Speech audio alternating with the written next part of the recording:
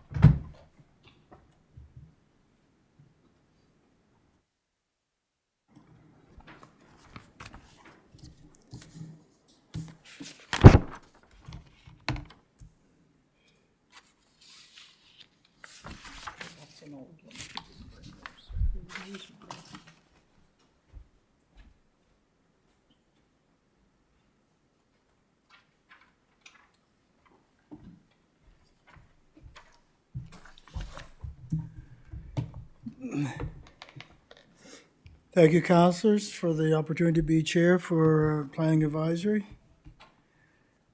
First item on the agenda is the approval of the minutes of October 8th, 2024. It's moved. Moved in second. We accept the minutes of October 8th, 2024. All those in favor? Aye. Contrary-minded? Motion carried. Before we begin, I'd like to welcome back Candace and Sam for the session with the new councillors. Hope you had a good summer, and we look forward to your participation. First item on the agenda is Pale Under 24-010, Andrew Kim, unsubstantiated development agreement amendment. Rachel, you can begin when you're ready. Whoop. Thank you, Mr. Chair. So the property is located at 251 Highway 214 in Elmsdale, and you can see the property outlined in red on the aerial photography. And there's a couple of images down at the bottom that show the property as it was before. I think the house has been, well, the house was removed last year, or earlier this year, sorry. And you can see on the right there, there's an outbuilding, and that was removed fairly recently. So there's no buildings on the property as we speak. So the property is zoned Village Core, and again, it's outlined in red on the map there on the screen. To the north of the property is McDonald's restaurant, and that's zoned Regional Commercial. And opposite of the property is the Irving Oil property, which is a gas station and an A&W restaurant and drive-through. And then to the south of the application site is a residential property. So in October 2023, Council approved a development agreement application for a dental clinic and a coffee shop with drive-through. Dr. Kim owns and operates the existing Elmsdale Dental Clinic, and that's in the Sobeys Mall. The clinic will be relocated to the new building once completed. And you can see here the two images. These show the renderings of the building, which was approved by Council in 2023. And this is the approved site plan. I'm just going to draw your attention to, you can see my cursor on the screen. I'm just going to draw your attention to these parking spaces along the rear property, as this is kind of the main change to the site plan. And I'll show you the amended site plan in a second. So an application has been received for an unsubstantial amendment to the approved development agreement. Unsubstantial amendments are those amendments which council have determined do not need a public hearing to be held. And a public notification process is also not required for these types of amendments, although there is a right of appeal for decisions on these unsubstantial amendment applications. So the request by the applicant is to change the parking lot layout and to change the external elevation design of the building. The general layout of the building remains as approved, so the coffee shop is the front section, adjacent to Highway 214, and the drive-through along the side and the rear of the property, and the rear portion of the building is the dental clinic. So this is the same as approved. So this shows you, the images show you the original footprint design, and that's on the left-hand side, and on the right-hand side is the proposed design. It's a smaller footprint. It's 67 square meters smaller than the permitted building. And the amended design also has removed the upper floor of the building. You can see this here where my cursor is. I'm just highlighting where that second floor was on the original approved. So that's resulted in a smaller footprint, but also a smaller floor area for the proposal. So the changes to the parking lot layout, as I highlighted a minute ago, is this area here is no longer proposed for parking, and due to the size of the building having been made narrower, they're able to accommodate parking along here, and this means that they won't have to build the parking area alongside the back of the property. The drive-through is still proposed to go and loop around the back and come alongside the building. The window for the drive-through is located in this location. And we also have the active transportation trail that was approved on the original site plan, and the location of that remains the same. So the decrease to the size of the building, the applicant has been able to move parking from the rear to be alongside the south side of the building. There's also been a reduction in parking spaces, and this is due to the size of the building being made smaller, which includes removing 2 of the practitioner rooms from 12 to 10. And the proposed parking meets the requirements of the land use bylaw. Nova Scotia Public Works have been requested to provide comments, but no comments have been received. However, the location of the driveway remains the same as the original approval. So this is the rendering for the proposed elevation, and you can see it's a different design. We have a more traditional design with a pitched roof. Still lots of glazing on the front of the building. So planning staff have reviewed the design regarding the form-based zone requirements, and the application is submitted as an unsubstantial amendment. And the amended design increases the glazing on the frontage by 10%, and it proposes a more traditional roof pitch, which is just over 8/12. So staff are recommending approval for the changes to the external design of the building. So in addition to the amendments to the site plan and the external design, staff have also drafted into the agreement that the timeline for applying for a development permit is linked to the amending agreement. So in the original agreement, the developer has 2 years from the signing of the agreement to enter into or to apply for a permit. What staff has done is written that 2 years from the amending agreement, because they're already past a year since the signing of the agreement. So that just gives them a bit longer. The Planning and Development Department has reviewed this application based on the applicable sections of the Municipal Government Act and the current development agreements and the policies contained in the municipal planning strategy, and have concluded that this application be identified as an unsubstantial amendment. So as per the existing development agreements, any amendments, whether substantive or not, to the agreement must be approved by both parties.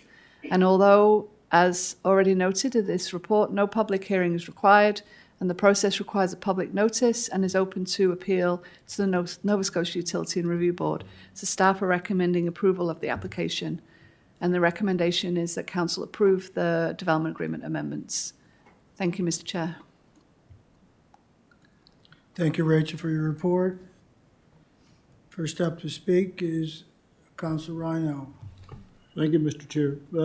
Through you to staff, nothing remains unchanged with regard to our infrastructure in that area being asphalted over.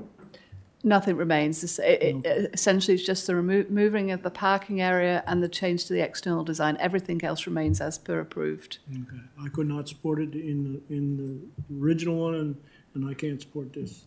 Thank you. Thank you, Counselor. Counselor Tingley.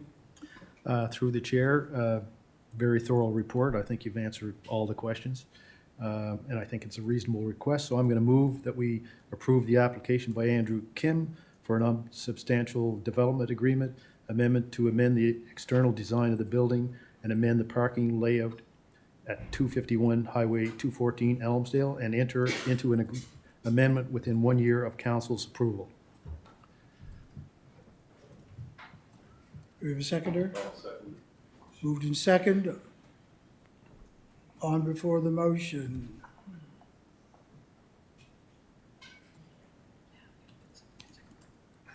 Counselor Dixon.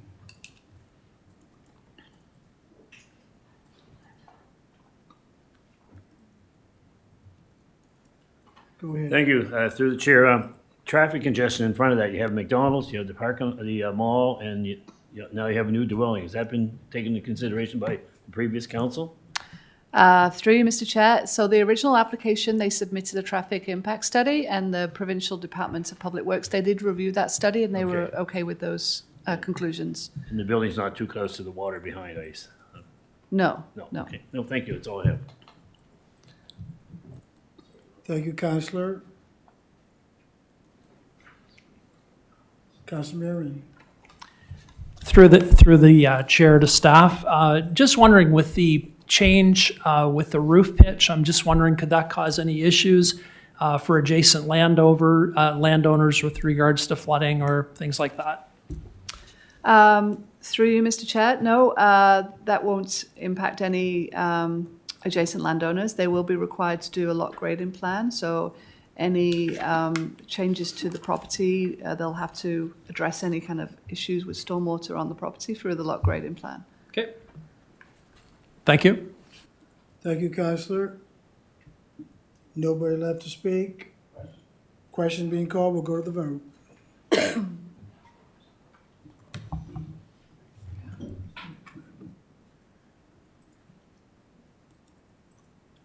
And the motion is passed 11-1 with Counselor Rhino voting nay. Thank you, Rachel.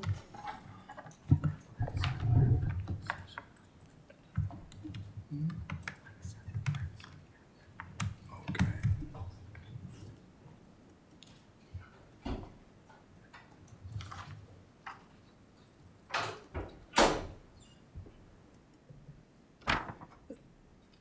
Last item on the agenda is the UNIAC Secondary Planning Strategy, motion 23-384.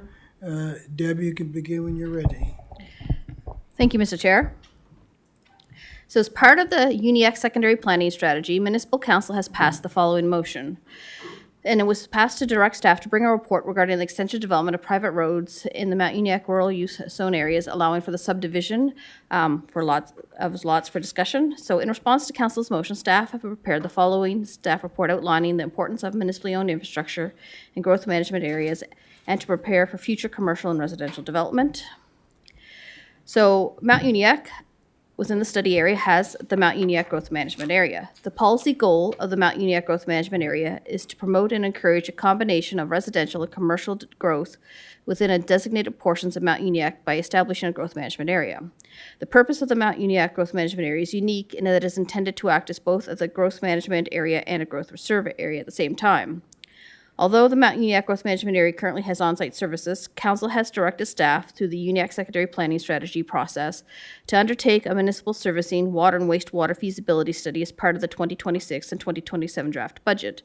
There's also discussion about including the feasibility study as part of the strategic plan, which Council will be working on in 2025. To effectively manage growth and the impact on East Hants infrastructure and the growth management areas, infrastructure including roads would ideally be owned by a municipality in order to provide sustainable, consistent, and cost-effective services, including but not limited to municipal water and wastewater infrastructure, as well as public road maintenance and other services. A growth management approach to development allows for the natural progression of growth while protecting the inherent integrity of the municipality. So we know that the municipality is growing, and the purpose of the Uniacke secondary planning strategy is to help support growth in that community. Mount Uniacke and the surrounding communities act as bedroom communities for HRM. Although much of East Hance's population growth occurs in the corridor area of East Hants, Mount Uniacke has experienced and will continue to experience a steady population growth. And here you can see the rate of population change by region over the last 3 census periods. So these are our ADAs. The corridor, as you can see, has significant growth, and the Uniacke-Rawdon area has also had growth, and the Shore Central area has saw some decline. And this is the overall at the bottom, just showing East Hants growth. So to plan and encourage population and commercial growth in Mount Uniacke, the road should be public in the Mount Uniacke Growth Management Area. Public road ownership allows for future local improvements. As the community grows and densification occurs, improvements can be made to the road network in terms of sidewalks, active transportation routes, transit routes, and bike lanes. These same improvements have been undertaken in the corridor as the community has grown. Public road ownership also allows for better waste management services, EMS access, and allows for public services to be located on the public road. So rural use zone land. So if a developer wishes to build a new private road subdivision in the communities immediately outside of the growth management area, a new private or public road can only be constructed if the property is rezoned from rural use, RU zone, to another appropriate residential zone, such as country residential or lakeshore residential. The regulation was added as part of the 2016 East Hants Plan Review to protect future residents. And I should also note there is rural use zone land in the growth management area as well. When a land use redesignation, rezoning is submitted, the developer has to comply with a set of municipal planning strategy policies in order for East Hants Council to consider the land redesignation and rezoning. So what are these policies? Policy RR5 outlines the policy the council may consider when entertaining a new planning application. Potable water has been an issue for many East Hants residents, and when considering an application for redesignation and rezoning of land, a developer has to have a professional hydrologist prepare a hydrogeological assessment to the adequacy of the property to provide an adequate and safe supply of drinking water for its future residents. Other policies that help council in its decision-making process are the environmental impacts of the proposed development, the financial impacts to the municipality, whether there are soft services to support the development, such as schools, recreation facilities, police, and fire services, and whether the road network and proposed transportation connections are appropriate. All of these policies are also considered when a rural use RU zoned property in the Mount Uniacke Growth Management Area is redesignated and rezoned to allow for new public roads, so that those same policies are taken into consideration. It's just that instead of allowing for private roads, it would allow for public roads. Examples of how these policies work and help councils in their decision-making process. So we have seen this in the past. As an example, there have been two approved redesignation rezoning applications along the East Uniacke Road. Results of the hydrogeological study for one of the application sites led to the developer slightly lowering the number of proposed lots due to the availability of potable water. And the second example is from Monte Vista Road, where council turned down an application based on access and connectivity concerns. So, in conclusion, changes are not being recommended to the Mount Uniacke Growth Management Area at this point in time until the municipal servicing, water and wastewater feasibility study has been completed for the growth management area. A servicing feasibility study could consider the ideal area of the Mount Uniacke Growth Management Area to be serviced and the cost of servicing. So once that study's done, it would allow us to redefine the boundary in the growth management area for Mount Uniacke and there make changes to the growth management area, which would then allow possibly additional private roads if that boundary was amended, or it could include more area or just change the area of the boundary as well. The results of the study could be used to help identify potential changes, as I mentioned, and future zoning changes as well. Planning staff continue to work on future reports for the Uniacke secondary planning strategy. The next report will address motion C24 2021 or 221, extension of the village core VC zone. And a draft of the Uniacke secondary planning strategy is anticipated to be ready in early of 2025. So the recommendation is that acquire additional information on the feasibility of servicing the Mount Uniacke Growth Management Area with municipal water and wastewater before making changes to the growth management area. Thank you, Mr. Chair. Thank you, Debbie. Nobody wishing to speak as yet. Councilor Musa.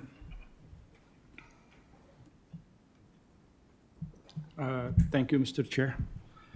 So right now, if we have as of right development, we don't need the hydrogeological study if there's more than 20 lots or something. Through you, Mr. Chair. So as long as there's no MPS or LUB amendment required, then it doesn't trigger the hydrogeological assessment. Development agreements do trigger it. So if there was something going in where a development agreement was required, for example, you're allowed to do 8 units by development agreement in the rural use zone. So you could do a small apartment building. You'd have to do a hydrogeological study for that as well. Okay. But in R2, like in the R2 zone now, we don't need anything Not under like current, that. no. Like even if we need 50 lots or something. That's correct.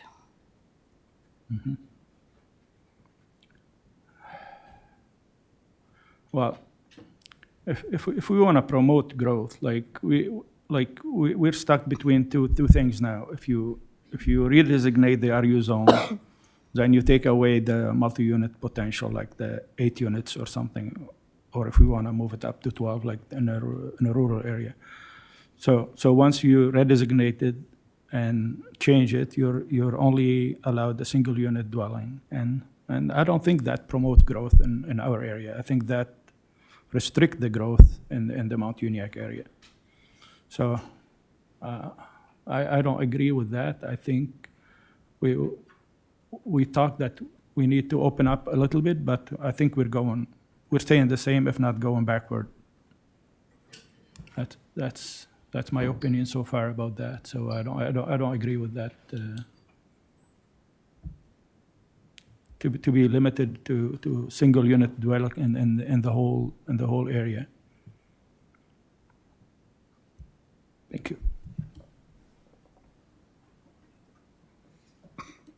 Thank you, Councilor. Warden Rolston. Thank you. So if I'm seeing and understanding correctly, part of the problem that generated this whole thing is that there's significant land area in Mount Uniacke that is currently undevelopable because the public road-facing portions of the property have been developed out using private roads. So there's no option to develop the back parts of those properties because we cannot extend private roads or create new public or private roads within the growth management area. Through you, Mr. Chair, within the growth management area, there is portions of Mount Uniacke that has rural use zone, and those roads, under the current regulations, would not be able to be extended, or new private roads wouldn't be permitted in the growth management area because we have identified the growth management area as future development where could possibly be serviced. And that's why we're recommending to go forward with the servicing feasibility study to determine if and where the growth management area, within that growth management area, we can start servicing it in the future. It doesn't mean that we're going to do it. It just means that we have to determine where that can be done. And then that way, if necessary, we can redefine the boundaries of the growth management area, and we could potentially rezone portions of that land in relation to the conclusions of that feasibility study.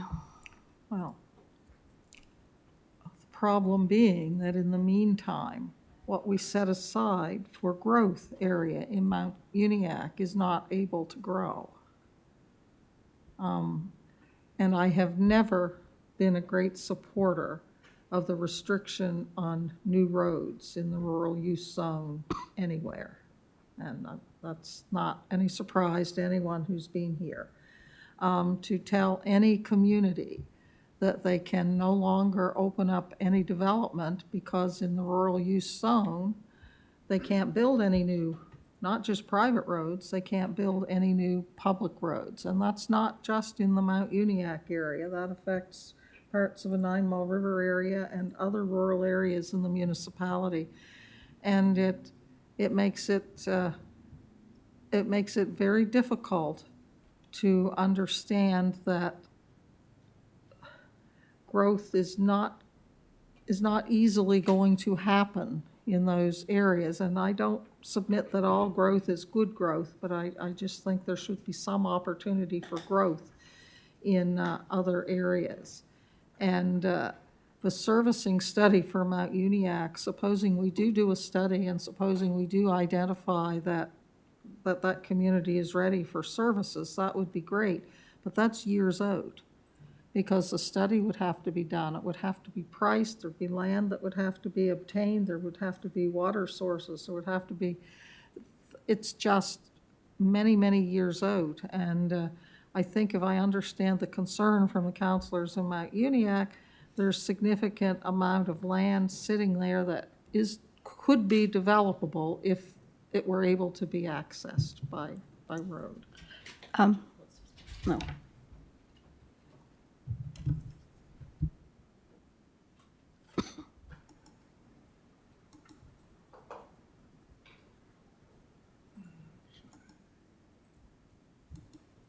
Go ahead, John. Thank you, Mr. Chair. It's not that there's not land that's developable in Mount Uniacke. It's that a lot of it, as Debbie pointed out, would still have to go through a planning process. So you would have to go through a redesignation and rezoning to country residential or R1 or R2. And the benefit of that right now is that you do have to do that hydrogeological study. We know other areas in the municipality that are challenged with groundwater. Beyond that, I guess the other thing we were thinking is that I don't think what you want to do with Mount Uniacke is open it up to widespread private road development at this point before you get a better understanding about the groundwater resource and the possibility of central services. Because if you do that, that will preclude any further central servicing. Because once you, think about Budland Acres, once you develop at a certain density, a low density, it's almost impossible to make servicing pay for itself after the fact. So that's why I guess there was a bit of caution in the report about doing something now before we have a better idea about both the groundwater resource that's there and about the possibility of central services. And it's not like there hasn't been development. There's been lots of development in the Mount Uniacke area over the last 5 or 6 years. It's one of the reasons that we suggested that this study be done, that we take a look at what's happening there and see if it can be tweaked a little bit. And to Councillor Moose's comments about we don't just want single unit dwellings, I agree. And one of the other reasons that this study is being done is to look at where we can increase density and how. Again, it's tricky right now on central services, but we're particularly looking at the area along Highway 1, especially in the core village area, to see if there are areas that we can increase density. So, thank you, Mr. Chair. Thank you, John. Warden Rolston. Through you, Mr. Chair, but I still see that the problem remains that unless the land that someone owns and wishes to develop has frontage on Highway 1, if it's in the growth management area, they're not able. Because if they were to apply for a rezoning, it would have to be R1, R2, or Lakeshore Residential, even though it might be nowhere near a lakeshore, which does not permit, multi-unit apartment buildings or anything like that. So I don't know what the answer is, but I don't think sitting on our hands and waiting until we get central services in there really works well for the community. Thank you.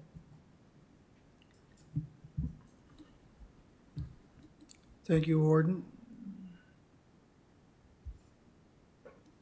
Councilor Musa. Thank you, Mr. Chair. I don't know, in Mount Uniacke now, affordability is nothing. Nothing is affordable there because all you could put is a duplex and the rent is $2,600 a month. That's all we have now. So we have to think about those people that cannot afford the $2,600 a month and do something about it. And I don't know what it is, but shutting everything down is not the answer. Like, I know we can wait. We cannot wait forever because a lot of people, we're losing a lot. Like, Mount Uniac could be probably not double in size now, but we're losing all our seniors because they have nothing affordable for seniors. And $2,600 or $2,800 for a side of duplex is not affordable for anybody up there. Like, we don't have the wages that they have in the city or something. And a lot of people are moving away to something affordable. And I don't think anybody on here wants to lose our population, so go somewhere else. So I don't know what staff can do about that. And another reason, like, there's a lot of rural use area that you cannot build a road. And for safety issue, like the 100 lots bylaw that we have, so we're shutting down a lot of those areas too, because you need second access and you have a rural use, and probably I don't want country residential and lose the rural use benefit for maybe down the road some 8 units or 12 units or whatever we decide on. So we're gonna shut down the whole area until we find a second access, which doesn't happen unless we allow something in a rural use area. And probably John knows what I'm talking about, but thank you. Thank you, Councilor. Debbie, you want to respond? Sure. Thank you, Mr. Chair. I should clarify that in the Mount Uniac area, you can actually go 8 to 12 units as of right in the village core. That's through site plan approval. So you can do that as of right now within that village core zone.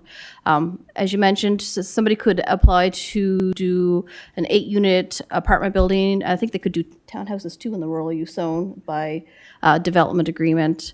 And we are looking at, through the Uniac secondary planning strategy, increasing that once we get the groundwater study back to allow that R2T zone that we discussed at a previous meeting on housing to determine where that should be best located based on the groundwater information.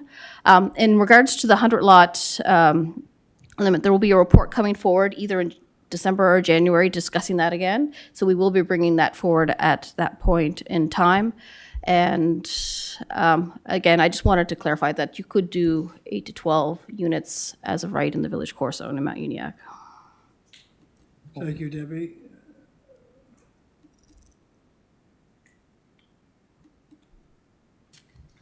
Councilor Moose, a follow-up?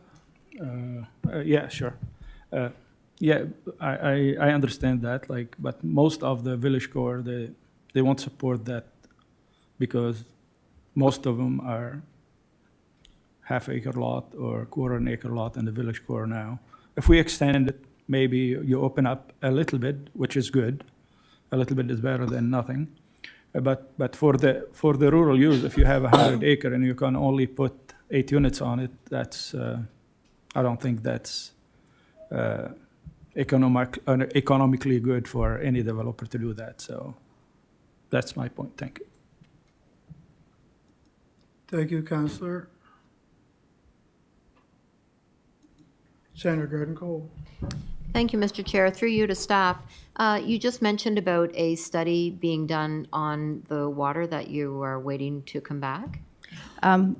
Through you, Mr. Chair, yes. So we have a groundwater study that's currently underway. We discussed it during the Housing Uniac Secondary Planning Strategy Background Report. And what we hope to achieve is it'll tell us where, hopefully there's groundwater, where we should be locating, like that are the townhouse zone within the Uniac Secondary Planning Strategy area. So based on that, the results of that study, and we should have the results of that study in December. Okay. And my second question is, you talk about a feasibility study being completed. Is that one that is on the books? Through you, Mr. Chair. So it would be added to the 2026-2027 budget. Council's already kind of gave direction on that from our housing strategy and added to the strategic plan as well, if council so wants, as part of the 2025 strategic plan. Okay, and that does seem like a long way off. So if you can just indulge me, can you remind me of the reason what the reasons are for restricting the private roads and building of roads in the rural areas? Sure. So basically, through you, Mr. Chair, why we want to do that is because if you're going to add central services, so our municipal water and wastewater, you want to be able to own the roads where that wastewater is located so that we can go in and we can make repairs, we can add the pipes, we can do upgrades to those services, we can increase the pipe sizes without having to go over somebody else's land. We want to own the road where the infrastructure is located. It also allows us, if we own the roads, to then, as the community grows, to add sidewalks or bike lanes or connections from for walkways and such because we own the roadway. And it also allows for better EMS services and garbage waste management facilities, so we don't have to deal with private road maintenance agreements and whether the road is in good enough shape for our waste management vehicles to get down. So those are all benefits of owning their own road, but it's mostly for those central services. We want to own the roads for the pipes in the ground. And I did run this by our engineer just to, I don't know where it went to. Yeah, where we talk about including roads that would ideally owned by the municipality to provide, they want to have sustainable, consistent, and cost-effective services. So they want to be able to own those roads and be able to control access to those roads to maintain our services. Okay, but we are talking about rural areas.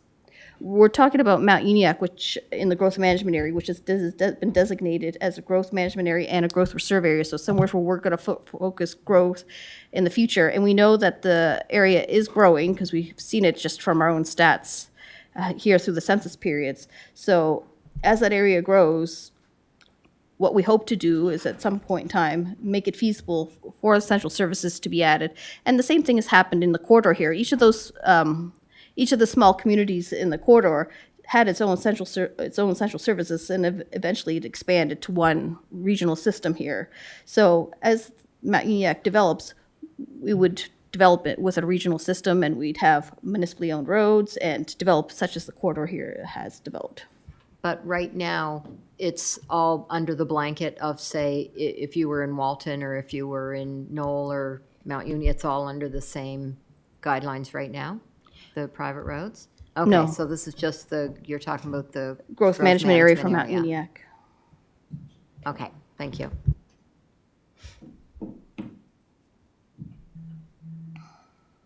Thank you, Counselor. Warden Rolston. Thank you. But if some of this land, I don't know when we would have the potable water study done, but if some of the land in the growth management area were identified to have sufficient potable water for further development, that would require, in some cases, a rezoning to R2 or R2T. Through you, Mr. Chair, as part of the secondary planning strategy process, we've identified in that housing report that we would like to have some of that land identified for townhouse as part of the townhouse zone regulations, but we wanted to determine where that potable water was available. So we would do that through this process is once we get that report results in December, hopefully, we'll look at it and look at where there's potable water available and try to coordinate the zoning to allow for some townhouse development. So in those refresh my memory through you, Mr. Chair, to staff. How many units would be allowed in that zone? In the townhouse zone, it depends. It's based on area and it's based on number of units per building. So right now for a cluster townhouse development, you're allowed to have 6 units in a building. And then based on the area of land. So we'd have to look at the area of land that's required for a septic system and go from there. So those regulations haven't been made yet, but. And would new public or private roads be allowed to be constructed in that zone? Through you, Mr. Chair, private roads would not be permitted, but in some cases with a cluster townhouse development, you could potentially have a private driveway. With on-street townhouses, it would be a public street. But if you did a cluster townhouse development, you could have a private driveway. And the difference is that a private driveway you can't subdivide off of. But you would still have to have a new public street in some cases. Through you, Mr. Chair, it really depends where you put in the development. If it's off of the Etter Road or if it's off of Highway 1, those are both public streets already. You don't need to have a new public road in those cases. You could have, if it's a cluster townhouse development, you could have a new private driveway off that public street. But if it's off a pre-existing private road, you could not. I'd have to reevaluate the regulations to see if what would be permitted. Sorry, I can't answer that off the top of my head. Okay, I still see, I don't know what the answer is, but I still see that we're not realizing the potential to create housing and development in the area. We're taking the long view down the street, which is good but it's not good in other ways, because I understand that we would want to own the road network to put the pipes under the road and everything, but if these private roads or these new roads are built to the standards that have been identified, then I cannot imagine that most subdivisions would not be happy to have the municipality take over these said private roads, and then they would own them for the infrastructure. Through you, Mr. Chair, I should clarify that the private road standards are different than our municipal standards for public roads. So there is a difference between the two standards. And at some point in time, if you have too many private roads, it's not going to be feasible for the municipality to install municipal services, because it just doesn't make sense. If you can't have a compact urban form and provide services and you don't own the roads, then maybe Mount Uniacke doesn't get municipal services in the future. And if that's the direction council wants to go, then that's another option as well. Well, I guess I'm still at the point that, through you, Mr. Chair, I don't really see the difference in not owning private roads and not owning private driveways for those reasons. Thank you. Thank you, Warden. Council Musa. Thank you, Mr. Chair. Well, right now, the study for the 26-27 is for Highway 1 or for the whole growth management area? Through you, Mr. Chair, it's for the growth management area. Okay, and I could tell you right now, the growth management area in Mount Uniacke is the same size as both Enfield, Elmsdale, and Lance put together. So I can't see that happening in 50 years, not in 40 years. Like, it's a big, huge area. So I'm happy if we can get it on Highway 1, that would make a big difference. But you gotta start somewhere. You cannot like talk about an area that's same size as the whole urban area and you say you're gonna stop everything until we do that study. Even if that study came like affordable and with benefit to the municipality, it's gonna start on a small stretch on a Highway 1. And probably the land on the people ask for it to be able to, and that will triple the size of Mount Uniacke. But to stop everything in the whole like GMA for that study and push it back, I think it's good planning, but that could be done over like 30 years, at least 30 years. Like, Go ahead. Through you, Mr. Chair, development hasn't stopped in Mount Uniacke because of this. We have one large development happening right now down on West Lake, and I know there's other developments that are also proposed in the area. And without knowing what the results of the feasibility study is, it's hard to determine where we should put wastewater and water resources at. Oh. You need to know, like, planning staff doesn't have that knowledge to make those decisions and to determine where you should be able to have your waste outlets and stuff like that, or your sewage capacity plants and stuff like that. So that's why we need the study in order to delineate those boundaries if necessary. 100%. I 100% agree with you. But if you look back at what happened here in Elmsdale, and every time you expand to an area, a 2-acre lot was subdivided and benefit the municipality. Nothing wrong with having a 2-acre lot somewhere and bring the services to it, because you're gonna know that you're gonna get your benefit from that. It's not gonna stay a 2-acre lot and one single unit dwelling there. That's what happened here, and that's what's gonna happen everywhere. You're gonna see smaller lots, and people like benefit from the services they're paying for. And like I know we have development, but look at the prices. Like, we're talking affordability for the last year, and those, I'm telling you, those Westlake, it's gonna be 800 to 1.5 million homes there. So that's not affordable. That's not gonna be for the younger generation that coming out, and they don't wanna move from home. They want, like, I know my daughter moved out and she wanna come back, but it's not affordable. And many kids in Mount Uniacke, they wanna move back to the community. Every event, you see them there coming back to every event, but they cannot afford the homes because it's ridiculous now. Like, any house, like in any subdivision, is $600,000 and up. So we gotta look at affordability, and when you're talking about paved road everywhere, it's good for the municipality, but the people are paying for it. Like, you pay $120,000 now for a lot, an acre and a half lot on a paved road, while in Cottage Country you can pay $45,000 for on dirt road. So we're talking affordable, or we're talking stopping everything for just because it's gonna cost a little more. Is that all, Counselor? To you, Mr. Chair, if I could clarify just one other thing. The gravel roads, you're right, the affordability is an issue, but it's an issue everywhere that we have to address. And the gravel roads may make a lot cheaper initially. You're correct about that.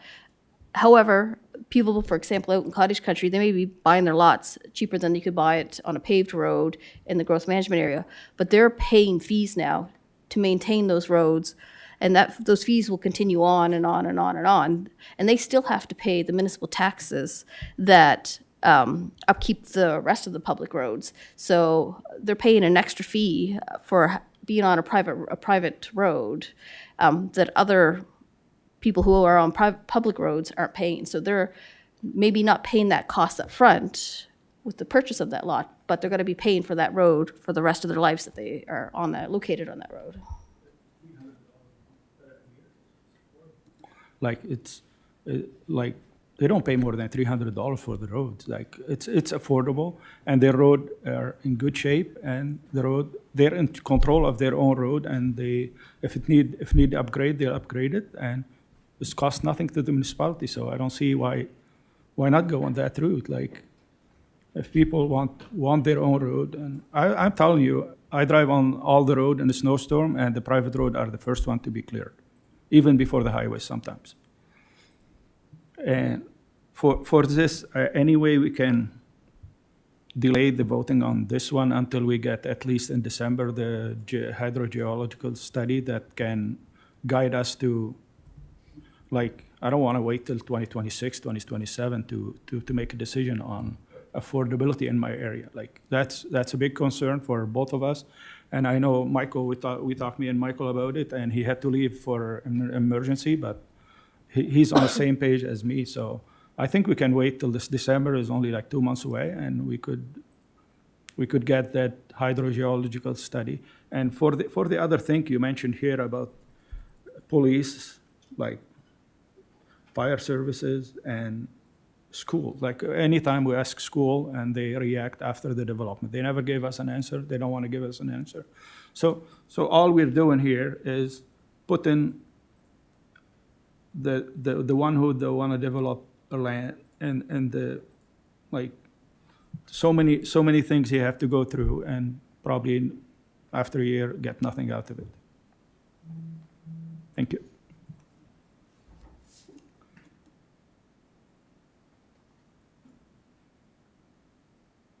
Thank you, Counselor. Senator Garden Cole. Thank you, Mr. Chair. Just one more question, because it's important for me to understand what the problem is in Mount Uniacke. So you are saying that there is lots of building and development happening in Mount Uniacke, but it's not that's not what your community needs?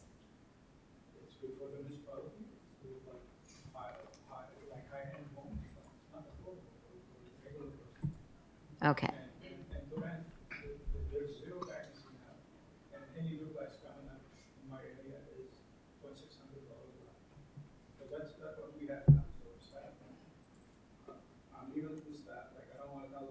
But now they know, they have an idea what's happening there. Like, that's what happened in our area. Okay. Affordable place probably in the municipality 10 years ago, and now it's one of the most expensive. Okay, thanks. I just want to get clarification.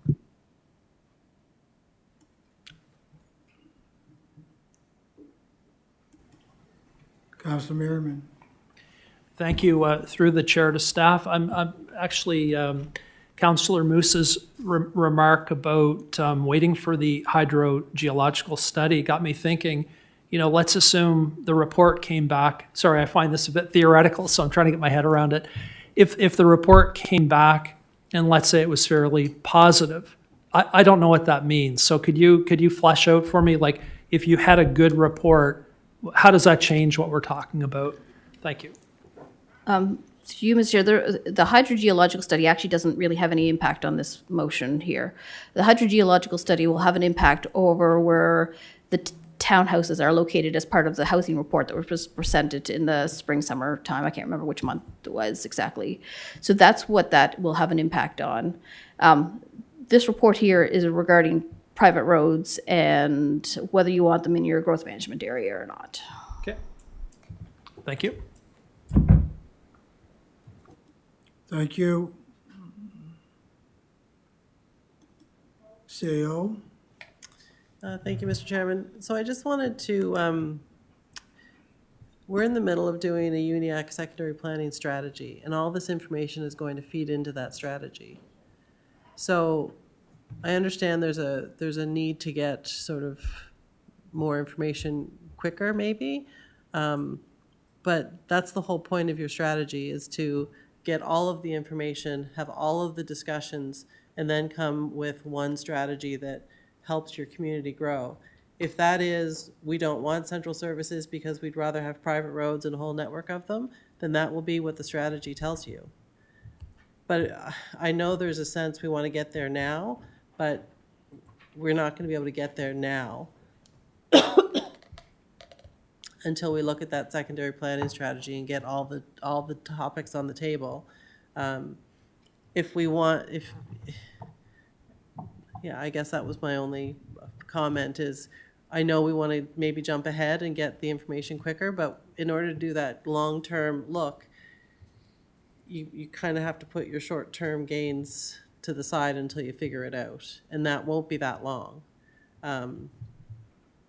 Debbie, when's the strategy? Like next spring-ish? Through you, Mr. Chair, we were hoping to have it ready in January or February. Right, so you've only got a few months. If we can just wait until all those conversations, like we're having these conversations, you've had several of them every month for the last number of months. Between this and the housing strategy, I think there will be a clear path forward for Mount Uniacke. But all the conversations have to happen before we get to that point, and we're so close. Thank you, Kim. Councilor Moose, you have So this is just about the private road and gross management area, right? That's it? That's correct. Okay. And that's not gonna be set in stone when we do the whole strategy. We could always change things, or that's gonna be like a recommendation only, or? So this is what would be included in your secondary planning strategy, is that we wait until the feasibility study for your central services are completed, and at that point in time, revisit it. This motion here says that we're not going to make any changes to allow private roads in the growth management area at this point in time. Okay.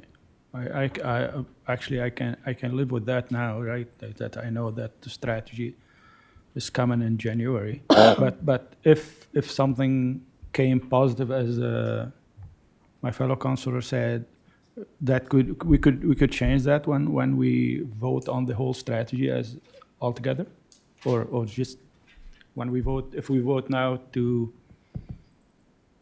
like, as of now, I remember we can have private road in Mount Uniac's growth management area, but it's paved road to a municipal standard, just as same thing as a municipal road, or no? I think Through you, Mr. Chair, no, there's no private roads permitted in the Mount Uniacke Growth Management Area. maybe I'm wrong, but I don't know. But yeah, okay. No private road like. Okay. Is that all, Counselor? Yeah. Thank you. There's nobody left to speak, and there's a motion on the floor. Warden Rolston. So just for clarification, this will form part of the Mount Uniacke secondary planning strategy, which will be coming forward in, The new year. January, year. February, yep. so the Uniacke secondary planning strategy, the draft version, will say we're not changing anything. That's And that would be intended to stay in place until such time as we have the servicing feasibility study in 2 or 3 years' time. That's correct. So I just am afraid we're going to be having this same discussion again in the new year when the draft Uniacke planning strategy comes forward, because it's going to say we're not going to permit anything until we find out about servicing. That's just my concern, that that's all. Thank you, Warden. CAO.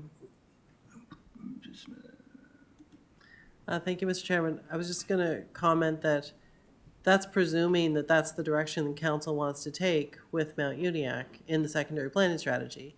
You haven't yet said in a strategy that you're going to do a GMA servicing feasibility study. You may get all the information, they have said that. Yes, they did in their the housing strategy. report. They Yeah, said the strategy shall include it, but the strategy hasn't been. it once- hasn't been approved yet. Once you get all that information in, you may look at that and say, this isn't right for Mount Uniacke. It's not the way we want to go. So we're presuming that the secondary planning strategy is going to say a certain path, but that hasn't been 100% decided and certainly not approved.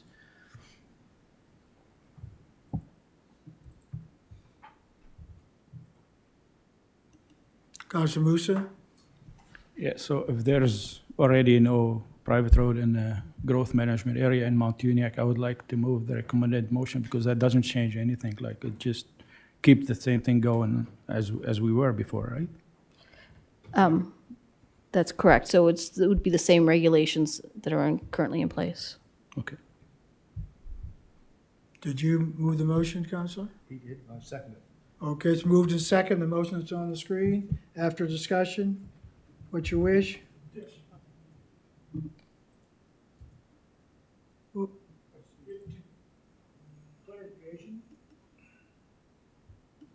Go ahead, Counselor Rhino. Did I just hear Councillor Moose move an amendment, or no? He moved the motion on the screen. Okay, thank you. Excuse me. Thank you, Counselor. Is question being called? Question being called, we'll go to the vote.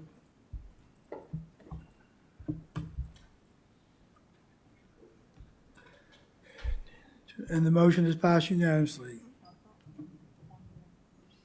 No, because Mike's not here. We'd give us 13. Thank you, staff, Rachel and Debbie and John, for your input, and councilors for your questions. We're at the stage for an adjournment. Motion to adjourn. All those in favor? Contrary reminded. Motion carried. We'll go to Infrastructure and Operations Committee.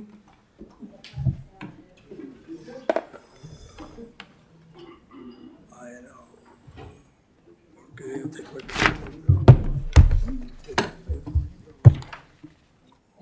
Presenter, okay.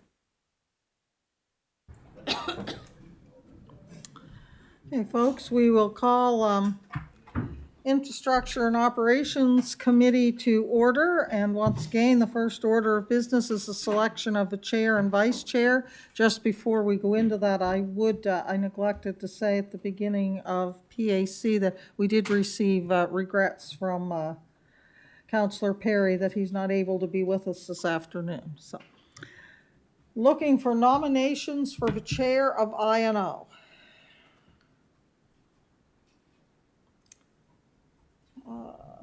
Councillor Mitchell. I nominate Council Musa. Seconded by Councillor Tingley. Do you accept the nomination, Councillor Musa? Thank you. Are there any further nominations? Councillor Garden Cole? Oh, I just want to convey Counselor Perry's email desire to also put forth his name for chair or vice vice chair, chair. so he could be vice chair as well. I just wanted to point that out. Okay. So Councillor Musa has accepted the nomination for chair. Councillor Musa? I know Councillor Perry want that, but he have to accept it, or the email will serve as acceptance. He have to be here? Yeah. Oh, okay. No, He could either be chair or vice chair, whatever. no, he want to be, no, it's okay. Can I take myself off? Okay. Withdraw, yeah. Okay. Are there any further nominations? Any further nominations? Any further nominations? So Councillor Perry will chair INO. Now we would be looking for vice chair of INO.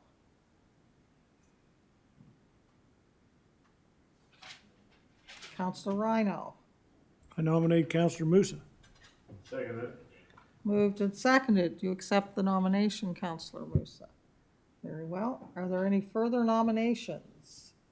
Are there any further nominations? Third and last time, any further nominations? Councillor Musa will be vice chair, and due to Councillor Perry's absence this afternoon, we'll give him time to assume the chair today.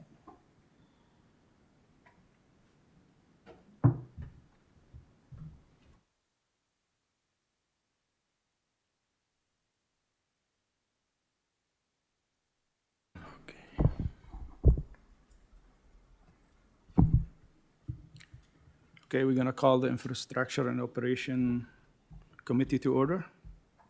The first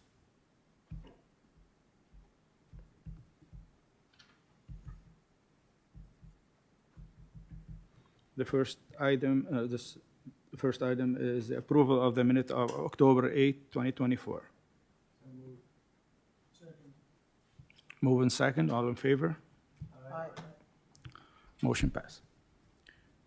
Okay. The next item is status of construction and demolition landfill cell waste management center with Andrea.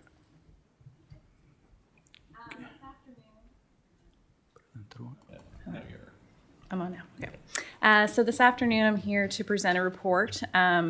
So in the summary, I just explained that the regulations related to construction waste have been updated provincially since 2023.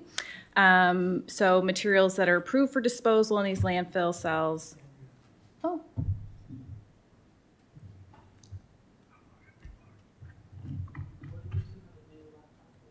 We both do.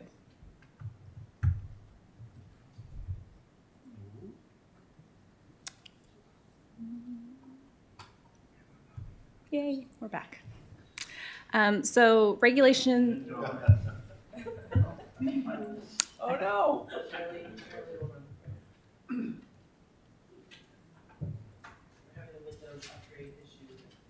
Oh. It wasn't me. So I will note that my report is slightly different, my update, just because the one with the updated motion is on my report. Didn't make it online. That's okay. just the little financial piece. But so the regulations for C&D, our C&D landfills across Nova Scotia updated in 2023. So the materials that are approved for disposal has changed, and the design requirements have changed for future cells. Our municipality, we contracted Dillon Consulting to take a look at our current cell, understanding what the life cycle is of the cell, and what remaining airspace we had, and then options to move forward to build another cell, should we want to, under the new regulation requirements. So construction of a new cell at the Waste Management Center is projected between $1.4 and $1.5 million. That includes a design phase that's about $150,000 to $175,000, and the construction piece is about $1.25 to $1.3 million. So not included in there is the funding for the design stage would be funded from solid waste operating reserves. And as of March 31st, 2024, we had a balance of $702,000. So our recommendation today is that Executive Committee recommend to Council to go to market to design and engineering services for a new cell at the site. Okay. I'm just trying to follow along where you're at. So just for some background, there are two types of landfills in Nova Scotia. So there's municipal solid waste landfills that actually bury regular garbage. We do not have that at the Waste Management Centre. Those are second-generation landfills, and there's only 7 of them across Nova Scotia. Construction demolition debris landfills, or C&D landfills, are designed with a single liner system, and it's intended for more inert material, which is what our facility currently operates at the site. So with the growth of East Hants and new requirements for the C&D cells, there was a need to understand our airspace, understand the processes that we'd have to go through to expand, and potential costs. So the full report for Dillon was attached for review. Essentially, the highlights of the report are efficiencies in developing the remaining area that was in our footprint as one new cell. The population and waste generation analysis. So with the new cell, we're looking at 34 to 44 years if the current footprint is fully developed, which is our recommendation. The estimated airspace of our current cell is about 3.5 years. And the new cell project timeline is about 18 months.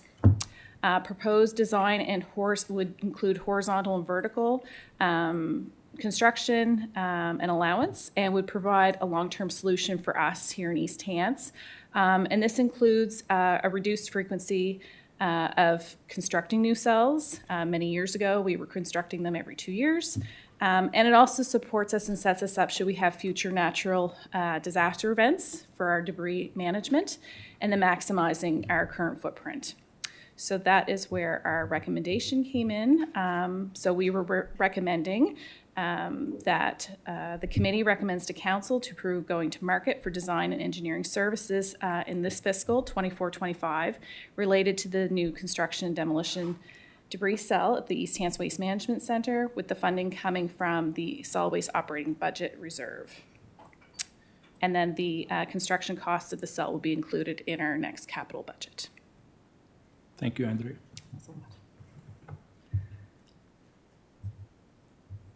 First to speak, Councillor Hebb. Thank you, Mr. Chair. I will move that the Infrastructure and Operation Committee recommend that Council approve going to market for design and engineering. It's just a little add-on. Just a little add-on. Yeah, my hands are full, just move it up some.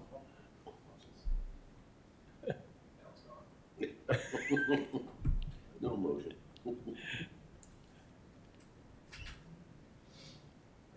It's important on the wording. I apologize. That's not a problem. Okay. Move that Infrastructure and Operations Committee recommend that Council approve going to market for design and engineering services in fiscal 24-25 related for a new construction and demolition debris cell at the East Hants Waste Management Center. This funding will come from the Solid Waste Operating Reserve G5501. The construction cost of the cell will be included in the 25-26 capital budget. Move in second. Before the motion, I had 2 councillors to speak. Councilor Mitchell. Thank you, Mr. Chair, through you. Once this is completed, how long for payback to net zero? That cost to be recovered? Any idea? We would have to get back to you on that. And we have to have to borrow for this after the 702,000 is spent? Yes, You have to so, get funding? yes, the staff will certainly look at funding options for infrastructure. Of course, we're trying to ensure some sustainability in our infrastructure with natural disasters and that EMO component, so we'll certainly look at that as well. But yeah, more to come on that. I think it's a good thing being proactive, especially when we keep everything in-house and we have control. Thank you. Thank you, Councilor. Next, Councilor Rhino. Thank you, Mr. Chair, through you to staff. So if I'm correct, you've got 3 to 4 years left in the original cell?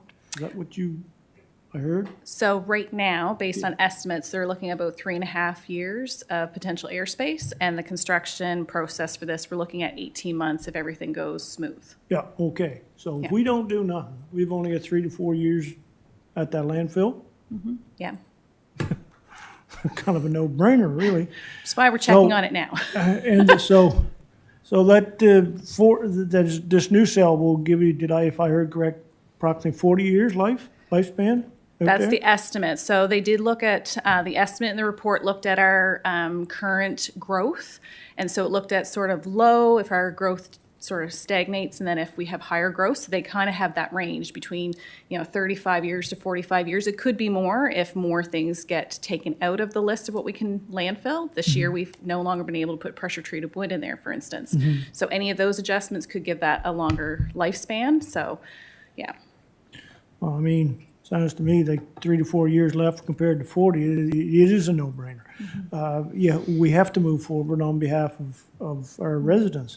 I would assume you'll be out there shaking the bushes for every bit of funding options you can, and since there's so much federal money being pushed around now, hopefully we look in that direction for support in that. I assume we're going to do that. I will put my director on that right away. Thank you very much, I much appreciated. Thank you. Thank you, Councilor. That's a lot of money, yeah? No one else to speak? Looking for question being called. We go to the vote.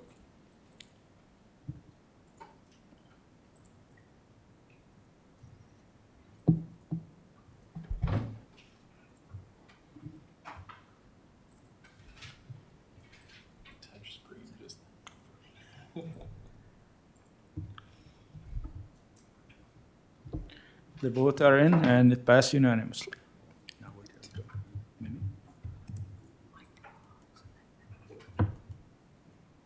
Okay.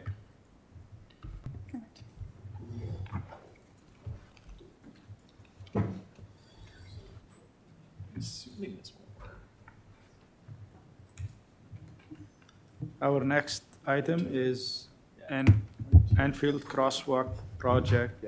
Jesse. Let's try this one.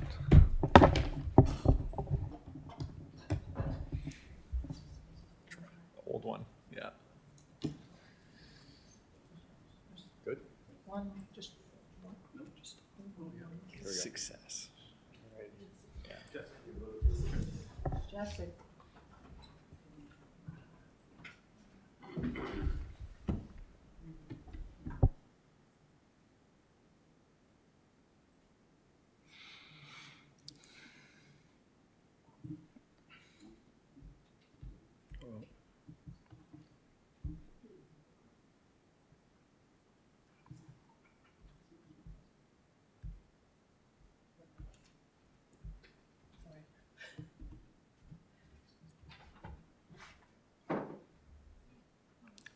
Are we good?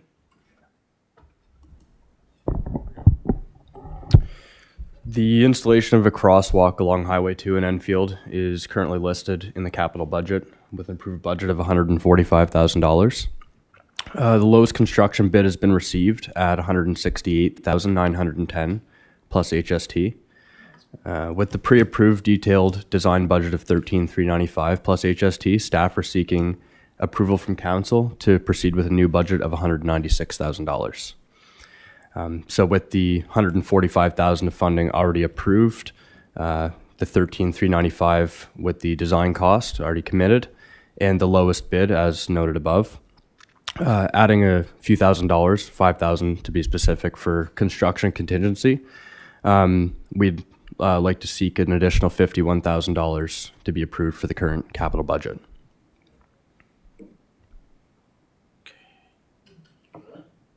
First to speak is Councillor Garden Cole. Thank you, Mr. Chair, through you. I think it only makes sense that the budget has gone up. It's been some time since we first talked about this. I think it's really important that this crosswalk take place, and I'm hoping that it might actually encourage other crosswalks along the in areas of the municipality that could use crosswalks. So there may be more discussion on it. In the meantime, I'm going to move the motion. Move that the adopted budget for capital project 21-033 crosswalk-highway 2 Enfield be increased by $51,000 funded from the Housing Accelerator Fund. Second that. Moved by Councillor Garden Cole, seconded by Councillor Dixon. I have Councillor Rhino to speak. Thank you, Mr. Chair. I'm going to support the budget, but how, when was this, what's concerning to me is how far off we were on our thinking on our budget. I mean, how many years out did this thinking take place, and is it just driven by market right now, or can somebody help me with the increase? Go ahead, Jess. So, through Mr. Chair, the estimate was supported by the design. So these are the estimate we went to market. Indications from the design process indicated that we had sufficient budget. We went to market and the budget came in higher. These were current numbers. So this is more of a function of market leveraging the situation, would be my interpretation of the pricing that we received. Thank you. See no one else to speak, we go for the vote. Oh, so question being called, we go for the vote. And the motion passed unanimously. That will bring us to an end of the I&O, and I'm looking for a motion to adjourn. So moved. Move in second, all in favor? Aye. Motion passed. Now we go back to counter. Are we having a break or what? Yeah. We'll move back to corporate and residential Sit in committee. adjournment and break.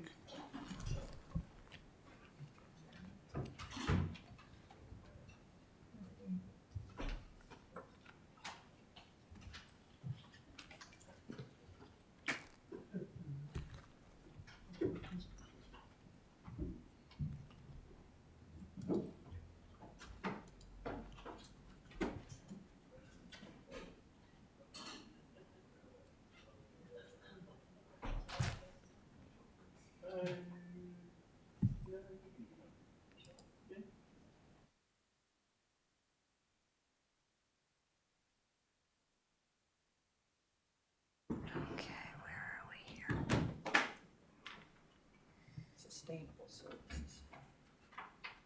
Okay. Okay, welcome back to Corporate and Residential Services Committee.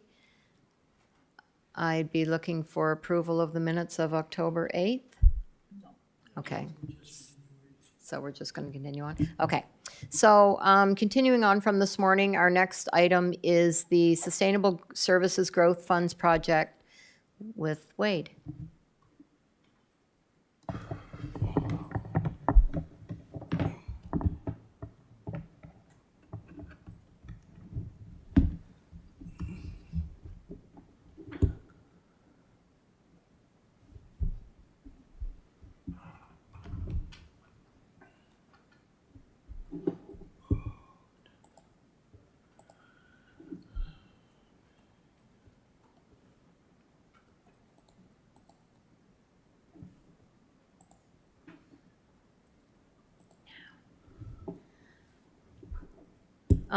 Just one moment while you're getting settled there. Yeah. Counselor Mitchell would like to. Asset management, discussion's finished? Okay, thank you. We reposted the presentation with all two tables. Just wanted to check, thank you.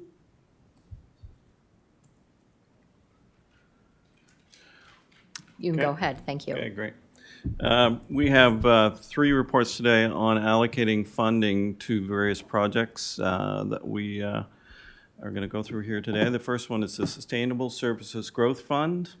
We've talked about this fund before several times. We received the funding back in March of 2023, a little over $1.1 million, and we allocated the funds to various projects. And we only have one project left, but we're not going to finish that by the stated deadline that the province requires of March 31st, 2025. That project had been the medical center lift station. So the province is pretty sticky with these deadlines, so we want to make sure that we're actually going to make use of all the funding. So we would like a motion to reallocate that funding that we had provided for to the medical center lift station towards these other 3 projects, which are basically wound up. And that will ensure that we take advantage of all the funding that we had been allocated and won't have to provide it back to the province. So that's the rationale for this report coming forward, Mrs. Chair, Madam Chair. Okay, thank you. First to speak is Madam Warden. I would move that the Corporate and Residential Services Committee recommends that council approve a revised allocation of $454,651 SSGF grant from the Medical Center Lift Station toward the following 3 projects. Active transportation on Highway 214, $273,248. Water tower renewal in Elmsdale, $151,100, and the water tower renewal in Lance, $30,303. Moved and seconded. Okay, discussion on the motion. First to speak is Councillor Musa. Thank you, Madam Chair. Just a question about the active transportation piece. Is that require us to put any general tax money as a portion of that or no? Like, I don't,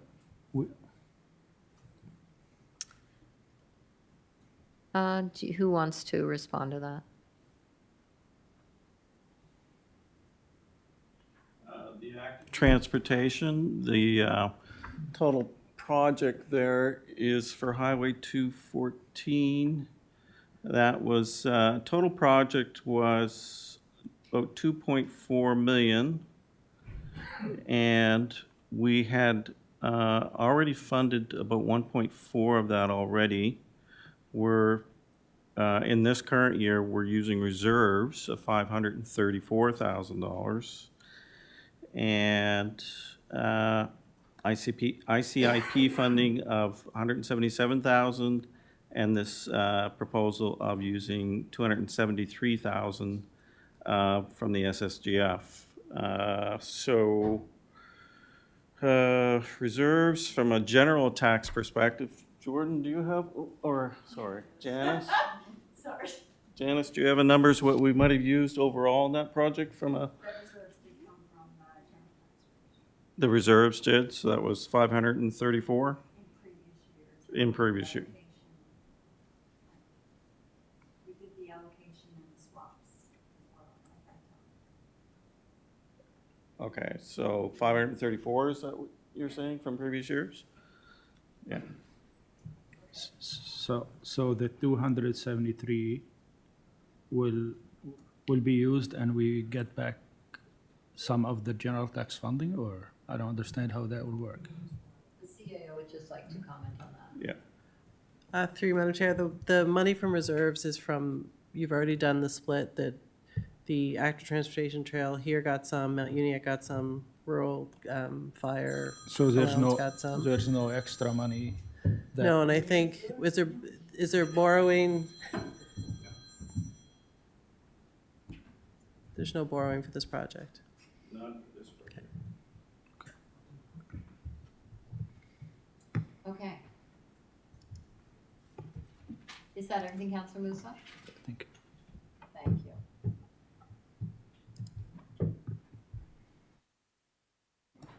Okay, so seeing no further discussion, what is your wish? Question's been called, we'll go to the vote.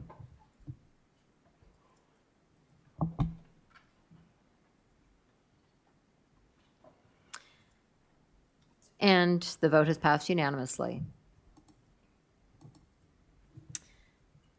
Okay, so the next, excuse me, the next report is about a new source of funding called the Growth and Renewal Infrastructure Development Program. Acronym is GRID. This is a provincial program. I believe it's actually replacing the SSGF fund that we just talked about. The GRID program is different from the SSGF though. It is focused on eligible projects relating to water, wastewater, stormwater, climate change, and adaptation, accessibility. The province has a total funding pot of around $15 million. They'll fund up to 50% of the total cost of a project. There is a deadline of December 13th, 2024 to get these applications in. There's a real focus on getting these things done quickly. There's a real emphasis on shovel-ready projects, and the work has to be done by March 31st, 2026. So we, the senior team and finance staff have met and talked about the various projects that we have on the go or foreseeing coming up, and looking at, the various, capital projects planned, existing planned funding sources of others, because we have to take all those into consideration, expected capital project completion dates, very important factor here, expectations as to dollar amount that we might be awarded. It's only $15 million for the whole province for all the municipalities. The types of eligible projects and project evaluation criteria that's they've provided. So based on that, and we've talked about it and looked at the various options, and we feel that the best options we have, giving all these factors into place, is to put it towards the medical center lift station that I talked about previously. We're not going to be able to finish at March 31st, 25, but we will be able to finish it by March 31st, 2026. And 50% of the cost there of $950. And also another project, there's a Shuby water treatment plant, backwash storage costs that we need. It's going to be approach around $300,000 and asking for 50% of $150,000. So this is what we're recommending to put forward on those projects or for these projects, and I think we feel strongly that we might very much get some of these funds with these two projects. Okay, thank you. Any discussion on this report?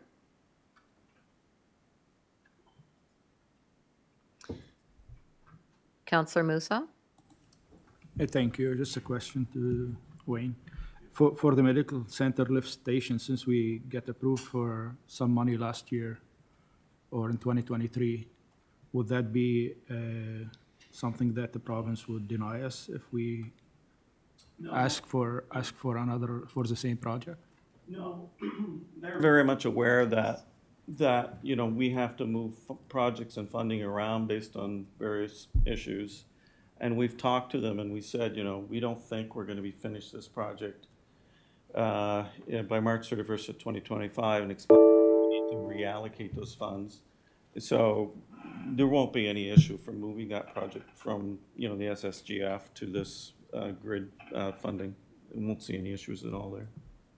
Very, very good. So I'll move the recommended motion. Okay, moved and seconded. Seeing no one to speak, what is your wish? Question's been called. We'll go to the vote.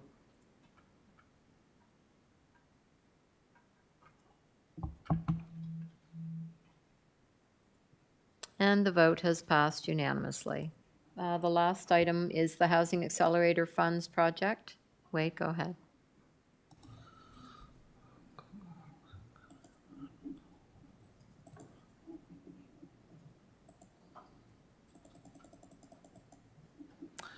So the Housing Accelerator Fund is a federal funding. It's something we've talked about in the past. It was announced last year. There's in total something in the area of $4 billion, I believe they announced at the time. That's right across the country. I should say Debbie here and her team came forward in July of 2023 to council and talked about the program and what was required to apply. And we received confirmation back in February of 2024 that they would provide to our municipality $5.885 million over a 4-year time frame. We already received one installment of those funds. And we are now at a point coming today saying, okay, this is a long-term project. We've known about it. And we want to allocate some of those funds, not the whole 5.85 or $5.885 million right now, but 4.5 million of it to various projects. We have to, look to the future, look at our scenario of all the various projects we have, the funding in place and other projects, and what fits within the mandate of the Housing Accelerator Fund. And the CAO and staff have talked about this, and based on that, we've come forward with this list of a variety of projects going forward. And this is a complete list. There's quite a few projects on there, coming up to a little over $4.5 million. And yeah, so Debbie is sitting here today with us. Debbie and her team are the experts on this Housing Accelerator Fund. They're the ones that drove forward the whole application process. I would say that process was quite an involved process from the perspective of funding applications, and it's an ongoing process. She meets with CMHC representatives each month to go over various reports and status of issues. If you recall, this was a project where our municipality had to develop several initiatives. There were several initiatives which are listed on this report.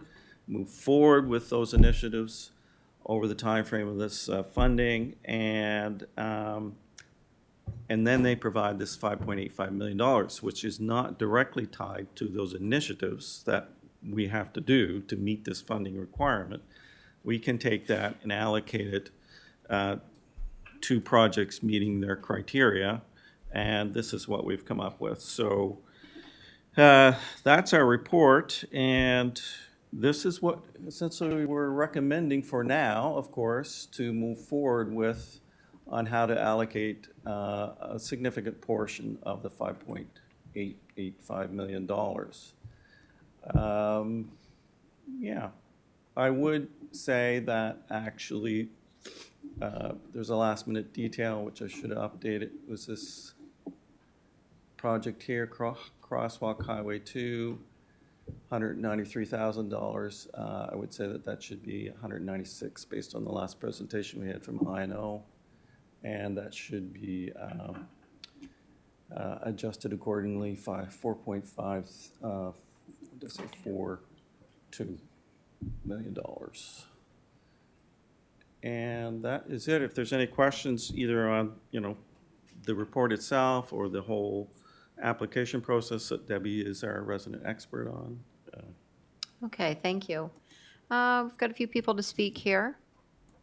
First is Councillor Rhino. Thank you, Madam Chair. All right. You all know what I feel about this Housing Accelerator Fund, but getting 5.8 for the municipalities is definitely a plus. when I look at this, and I look at the proposal here, those digital speed signs, traffic calming, would those be the ones that we're talking about for the rural area there, the spots there? Would that fall into that? So it would. So that, all that 235,000 is headed toward those, or is there some going to the rural or the urban area?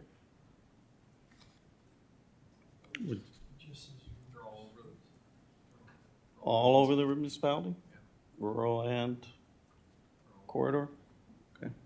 It's a rural and corridor for that. Yeah. So, you know, when I look at this, 235 for digital speed signs, can you point out anything else that would be helping out the rural area of the municipality? It seems like we're spending, 4.5 or 5.3, whatever, that's project cost, 4.5, and only a small portion of that is being spent in the rural area. That, to me, is a little bit concerning, and would sidewalks fit in under this program?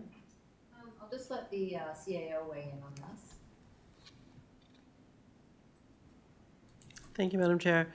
So, councillors, there's not, I wouldn't say there's one project tied to housing development in the rural area. There are a lot of projects on this list that are to be funded from the general tax rate. So a lot of those projects would then be not funded by the general tax rate, which would help folks in the rural areas as well as folks in the rest of East Hants. So there are projects around primarily the more urban and suburban areas of East Hants related to, because the projects do have to relate to housing in some way and densification or support of housing. So a lot of these projects themselves aren't in the rural areas. However, that general tax rate being, helped to the tune of $1 million or more. I haven't done the math on the list, but certainly would be helpful to everybody across the municipality, and that's what we tried to get, some of the projects that would help everybody across the board. Well, I'd probably come back with an argument on that this, if we weren't receiving 5.8 million, there would be a lot of these projects that would not be done, that would not be on the general rate at all. So I would argue that back. Is my second question, what about sidewalks? I guess what I'm getting at, during the campaign, it come out multiple times of the need for sidewalks in the Kennecott area from the high school down. Would that be an opportunity that we may be able to tap into something like that, which would benefit the whole rural area? I think Debbie can probably answer that better than I can. Sidewalks are considered an investment in community-related infrastructure and housing support, so you would be able to use sidewalks as part of the funding from this program. So we would be part of that, but it, of course, it not being on this list, and we're tied to this list of this, if this goes through, today.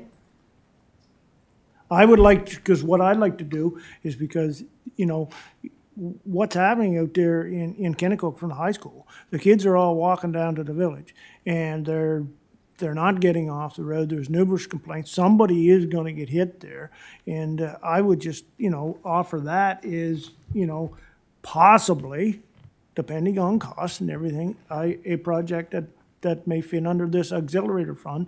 That way, that would put some of that money back into the rural areas of the municipality and would be benefit and a safety factor.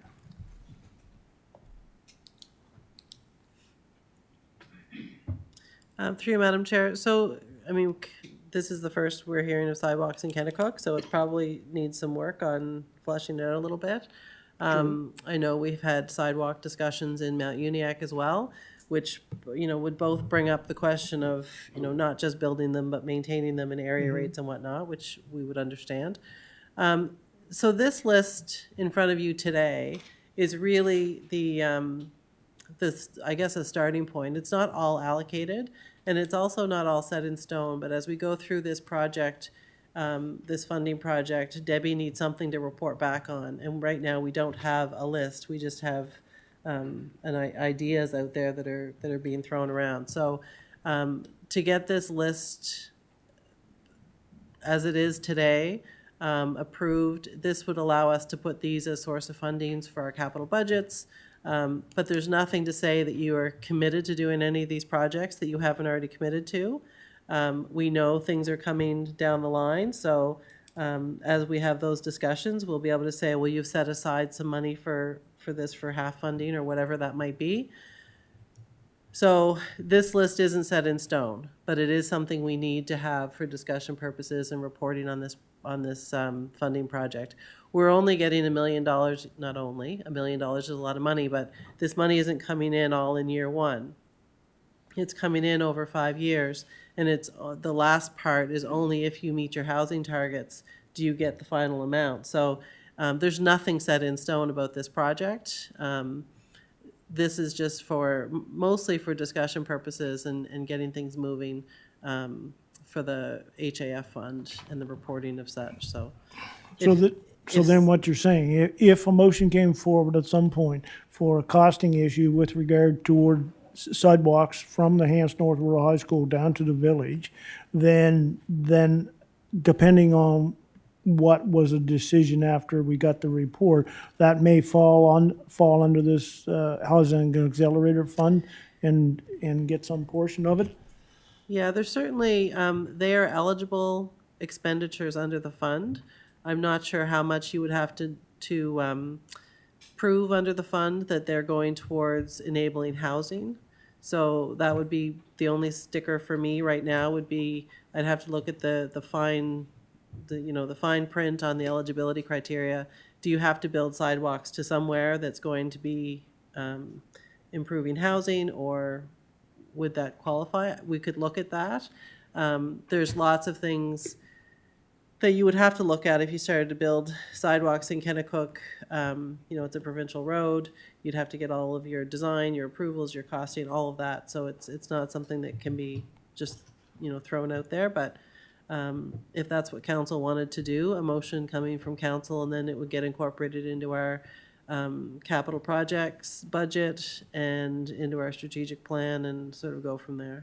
Well, it was mentioned to me during the election campaign that and I understand Kennecook is not in District 5, but the Hants North Rural High School serves the whole entire area. So if I'm stepping on the Councillor 11's toes, I apologize for that, but it seemed to me that what popped out to me that if, we're spending this money or allotting this money for as we go, to me, that would maybe a possibility that we could make safety a priority with regard to those proposed or talked about sidewalk from the Hants North Rural High School down to the village. No, that'll all depend on cost, but I just wanted to make sure that, if that we were to talk about this, that would fit under this project, and if we could, and if there's enough money there to try to fit that in as one of those projects. Through you, Madam Chair, the gas tax would also qualify for sidewalks. So if you wanted to use, there's a rural gas tax fund there. That would also qualify for sidewalk construction in your area. Thank you.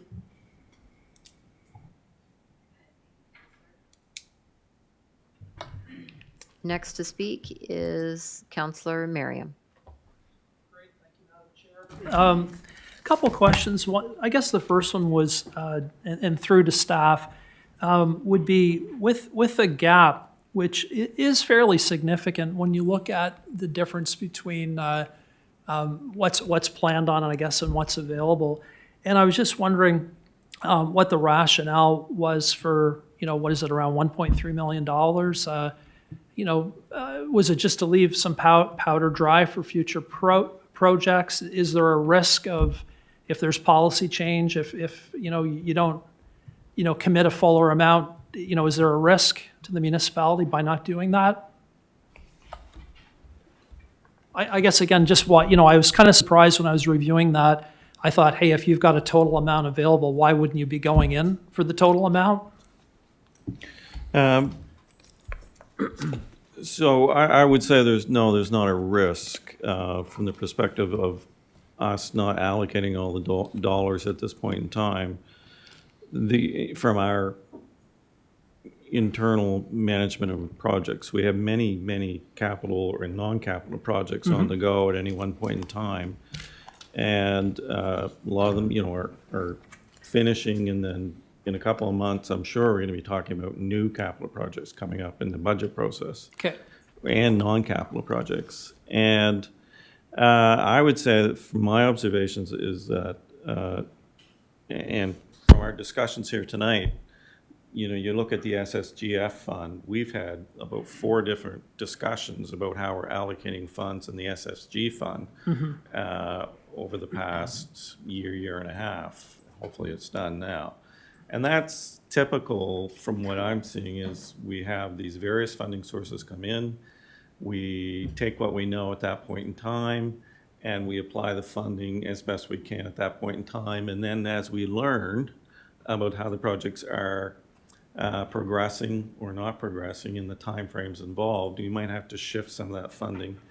So no, I don't think at all that there's any risk from that perspective. We will definitely allocate the whole amount as we learn more. Okay. I would suspect probably we'll, when we get to budget time here in a couple of months and go through the capital budget, we will probably come back and allocate, complete this list to the full 5.8 or very close to it. Yep. And there's going to be lots of opportunity to add that extra $1.3 million here Sure. in the near term. I just wanted to add, too, that I do see from the budget report, I guess it's a lookout over the next 5 years, that looks like sidewalks, Milford Lions Club is a budgeted item, $165,000. So I think it is on the radar screen. And, I guess just going through this, I kind of thought, could that be, kind of transported into this discussion as well as a possibility? I would have to look at the details where we are on that individual project to give you more specifics on what we've already planned from a funding perspective for that project. When we looked at it at this point in time and taken all the factors into account, that didn't kind of meet the qualifications of this at this point in time. Okay. Without going into that project specifically at this time. Yeah, and I know it's hard to, convert everything budgeted into this, but, would there be offhand a particular reason why something like that might fall outside the purview or sidewalks? For that one specifically? Yeah. From the Housing Accelerator Fund perspective, you look at this list and that's, it's been put together right now. And I think you want to choose something that's obvious and evident from the criteria they've given you. I'm not so sure, based on the wording I've seen so far in the documentation, that is as obvious as some of the other types of projects. That's how I would word it. CAO would like to weigh in on this as well. Thank you. Thank you, Madam Chair. So just on that one project in particular, that project was on the books some years ago, and the price when we went out to market was astronomical. It's a very small stretch of sidewalk. It's sort of from where it ends to the park. It's I think 80 meters, and the cost was enormous for the project that it was. So that project is still on the books to be bundled with another sidewalk project at some point. Yes. When those get done. So that's, we wouldn't. I'm aware it could go further. Yeah, the uncertainty of that project would lead it to not be on one of these lists. Okay. Because it could be next year, it could be 3 years from now. Thank you. Thank you,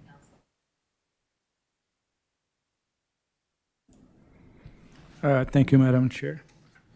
I'm on the same page as Councilor Rhino. I was going to say something that the rural area didn't get anything, but after I seen that the general tax rate, they got something, but when we got this fund, I thought we're going to spread it, not evenly, but we're not going to limit like the rural area to just a small amount.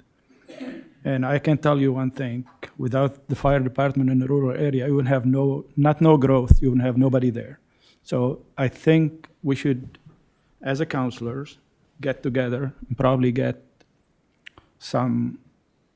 swap some money from a project that's eligible in the urban area and probably give some instead to the fire department in there, because I don't think they get enough money and they're always in need of some money, and that will be a better distribution for this a huge amount of fund. And I don't know, that's my thought, but Is that everything, Counselor? is there any way we can do that, like put some money in a project that is eligible and get some money instead to the fire department there? For benefiting the fire department in Mount Uniacke? Not in Mount Uniacke. Like Mount Uniacke got, Any I fire think, department? in a rural area, like, because In a rural those area. fire department are very underfunded. I think they're underfunded. I don't know. Probably somebody else look Yeah. at it differently, but we used to do that before with the gas tax money, and I don't know if we could do something. I'll Like just anything make- can help. So I don't know. Yeah, I will just make a quick comment, and then perhaps the CAO can elaborate. But from the criteria that the federal government has put on this housing accelerator funding, it's specifically to accelerate the growth and supply and support of housing, period. And I'm not sure, I don't believe, directly funding fire department anyway would meet that criteria. But from some sort of a swapping mechanism, I'll let the CAO talk further if that's an option.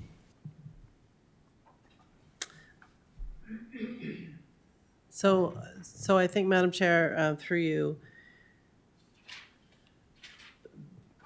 if you wanted to give the rural fire departments some funding through the general tax rate, you can do that. I would suggest that if you look at doing that, then you should look at doing all fire departments, giving them funding of some kind. I guess to Wade's point, this particular pot of funding is to accelerate housing. And I'm just going to ask Debbie, the fire departments are ineligible? It says that fire halls that support housing. So you, for example, if you're growing your community and you need a new fire hall to support the growing community, then you could use this money to support it, but you can't just dole out money because the fire halls need money. So the whole premise of the fund is to support housing. If council wants to go and say, well, we're going to do this, but because Shubenacadie is getting $296,000 for a parking lot, we're going to give money to these other areas as well. You have to look at where that money is going to come from. And there is no offsetting fund except the general tax rate, which I think if you get into that again, you're going to get into it again. And there is quite a significant pot of money growing in the rural area for the fire departments, the Rural Capital Fire Fund, and the gas tax fund that hasn't been spent in the rural area. So I think before you do that, I think you would need to come up with some kind of strategy and plan for that fund as well. What does that look like for those rural fire departments and what they may or may not need would be a question. So to answer your question, I don't think you can do that here today and say, oh, well, there's X number of dollars here. Let's do this trade-off and put some money aside for rural fire departments. I think it's a bigger policy discussion that needs to happen around fire departments and funding and grant programs and where that money comes from and goes to. Looking at this list, I mean, you could probably argue that your expansion of your waste management center could be funded through this program because you're expanding because of your increased capacity that you need for housing. So if that comes to fruition, you may find that all of this is for nothing and that there is no money to give to rural fire departments because we're using the lion's share of next year's money on the waste management center. So with the uncertainty here, I wouldn't start trading dollars just quite yet. I would wait to see how it plays out over the next few years. there is some talk in the news that the Conservatives at the federal level have said that they would cancel the HAF funding program. So again, if you put all your eggs in that basket and you've already given money over to one fund, you know, then you're clawing it back because you didn't end up going through with the HAF money. So I think there's although we need this list, there's a lot of uncertainty around it, and I wouldn't want to start trading dollar for dollar without getting some of that certainty in place at the moment. Does that answer your question?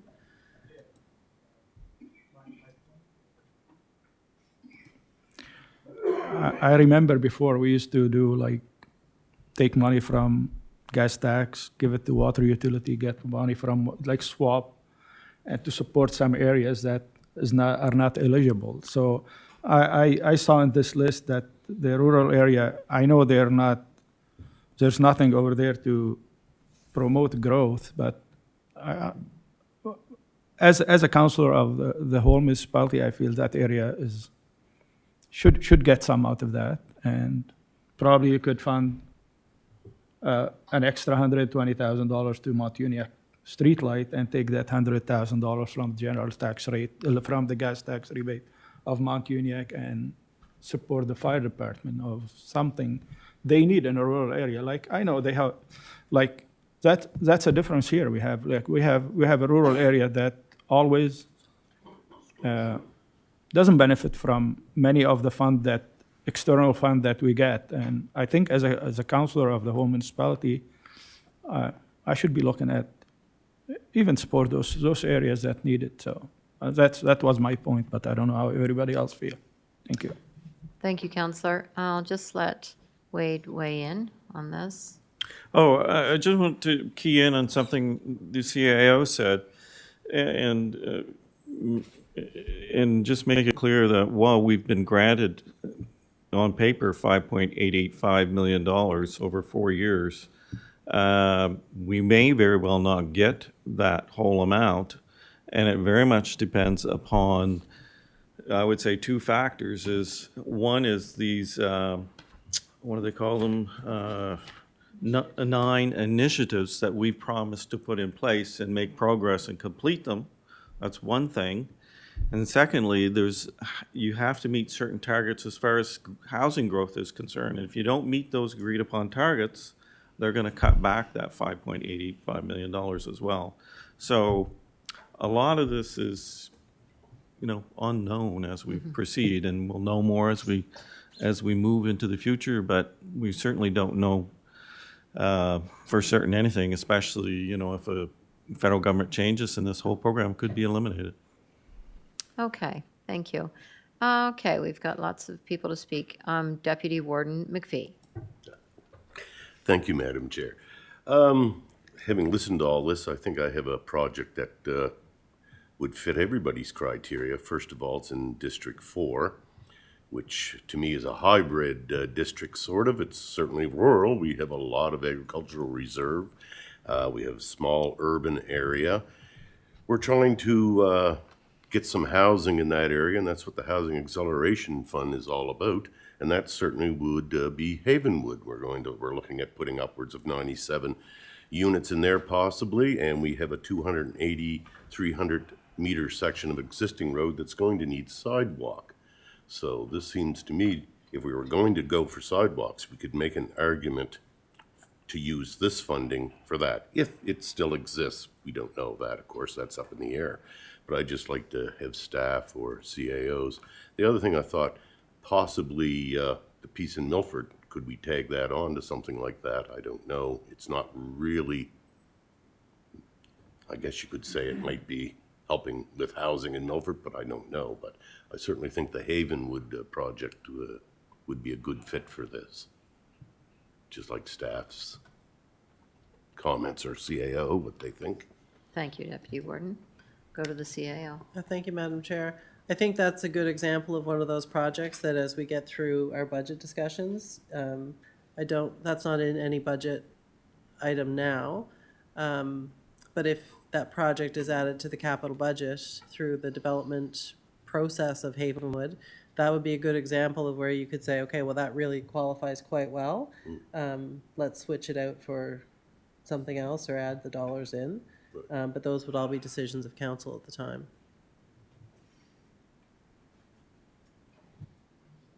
Is that all? That's all, thanks. Next to speak is. Thank you, Madam Chair. I'd like to say thank you for Councillor Moose's appreciation of the rural area. It was well taken. I do believe that, you know, while I respect Councillor McPhee's for his sidewalks in Havenwood, then it still leaves the rural area with, you know, very little project. But what I heard mentioned was that one project that would benefit everyone in the municipality would be the waste management center, and that's perfect. That touches everybody, right? We're all in that, so I can agree with that. I mean, you know, when you talk about fire departments, I know of two in my district. One needs a new fire station itself, and the other one needs an expansion. So, yeah, there is. I think we need more talk about that, because I think we need that fire study, really, is to see the other options, but that's for another day.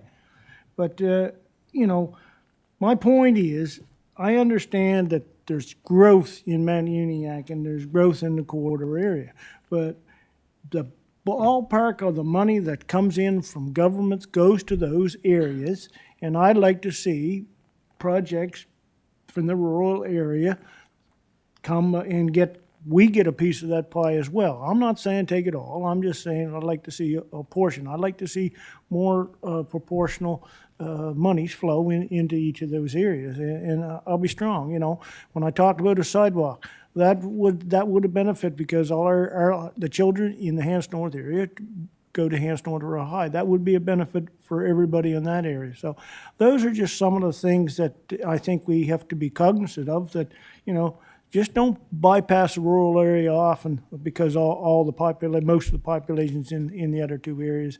And like I said, I do appreciate Councillor Moose's thoughts. Thank you. Thank you, Councillor.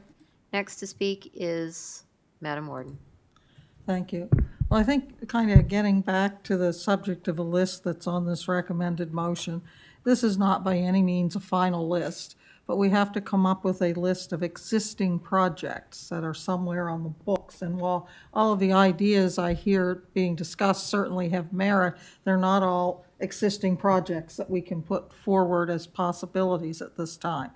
There will be opportunity, as Wade and the CAO have said, this is a list of possible projects. As we get into budget discussions and capital budget things, we may well swap 1, 2, 3, or all of these out. If we find out, you know, we're moving forward with a lot of construction at the landfill, well, but those are discussions we'll have at budget time in this. But this is to allow staff to meet a reporting deadline that they have to meet in order to not lose the funding before we ever get a chance to spend it.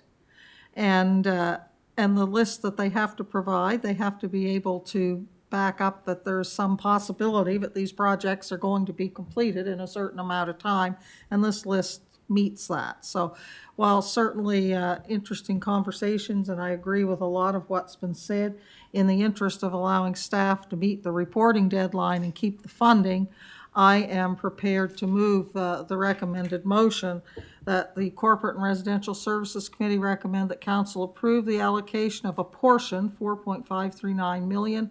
I guess that would change to $4.542216, $4,542,216, with the additional $3,000 on the Highway 2 crosswalk amount. Of the expected $5.885 million HAF funding toward the following projects as listed on the screen with the amendment to the Highway 2 crosswalk. Okay, moved and seconded. On before the motion is Councillor Tingley. Through the chair, the warden just said everything pretty well that I was going to say. I totally agree with her. I certainly see Councillor Rhino's concerns about getting a percentage of what is available from other levels of government. But I do see this as already planned projects, and it's something that can be submitted and maybe even reallocated at another date. So that's all I've got to say. Thank you, Counselor. Seeing no one left to speak, what is your wish? Question's been called. We'll go to the vote.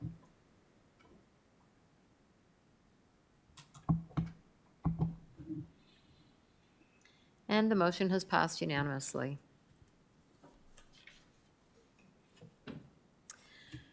Seeing nothing left for Corporate and Residential Services Committee, I'll be looking for a motion to adjourn. Moved. We need a seconder, please. Moved and seconded. All those in favor? We are adjourned. Okay. We did not have our I couldn't, allocated I had to break that was telepathically, I scheduled couldn't get for the words out. 2:40. To, So, counselors, I would suggest that we take a break at this time, a 10-minute break. 10 minutes. All those in favor of adjourning from Oh, we did that. Yeah.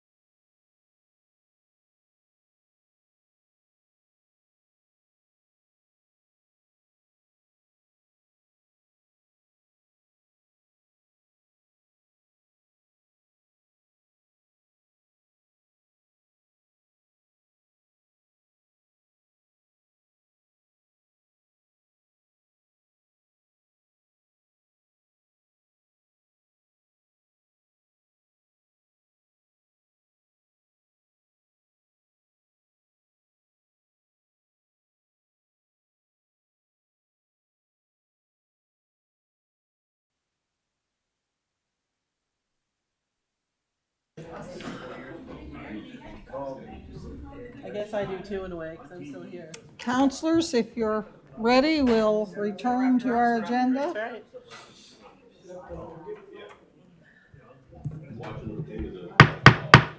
Cameras are turning back on, folks. All right, we will call our meeting back to order, moving into the Parks, Rec, and Culture Committee part of our agenda. And once again, the first order of business is the selection of the chair and the vice chair for Parks, Recreation, and Culture. So, I have Deputy Warden McPhee. Yes, I'd like to nominate Councillor Rhino for chair. Seconded by Councillor Dixon. You accept, Councillor Rhino? Okay, are there any further nominations? Are there any further nominations? Are there any further nominations? Nominations closed. Councillor Rhino, you can assume the chair. Oh, Deputy for Vice Chair of Parks, while Councillor Rhino is moving up, do we have nomination for the Vice Chair of Parks, Rec, and Culture? Councillor Mitchell. I'll nominate Councillor Dixon. Do we have a seconder? Seconded. Councillor Dixon, do you accept? Yes, I will. Okay, are there any further nominations? Any further nominations? Third and last call. Any further nominations? Councillor Dixon will be Vice Chair. Thank you. Thank you, folks. You, Councillor. All right. Thank you very much, Council, for your support. Next order of business would be the approval of the minutes of October the 8th, 2024. What is your wish? Moved by Councillor Mitchell. Seconded by Councillor Hibb. All those in favor? Aye. Contrary of mine, motion's carried. Next order of business would be familiarization tour for council. Ms. Tapper, you'll be taking that, I assume?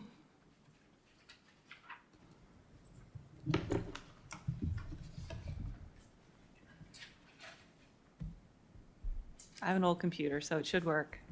Maybe? Yeah, perfect.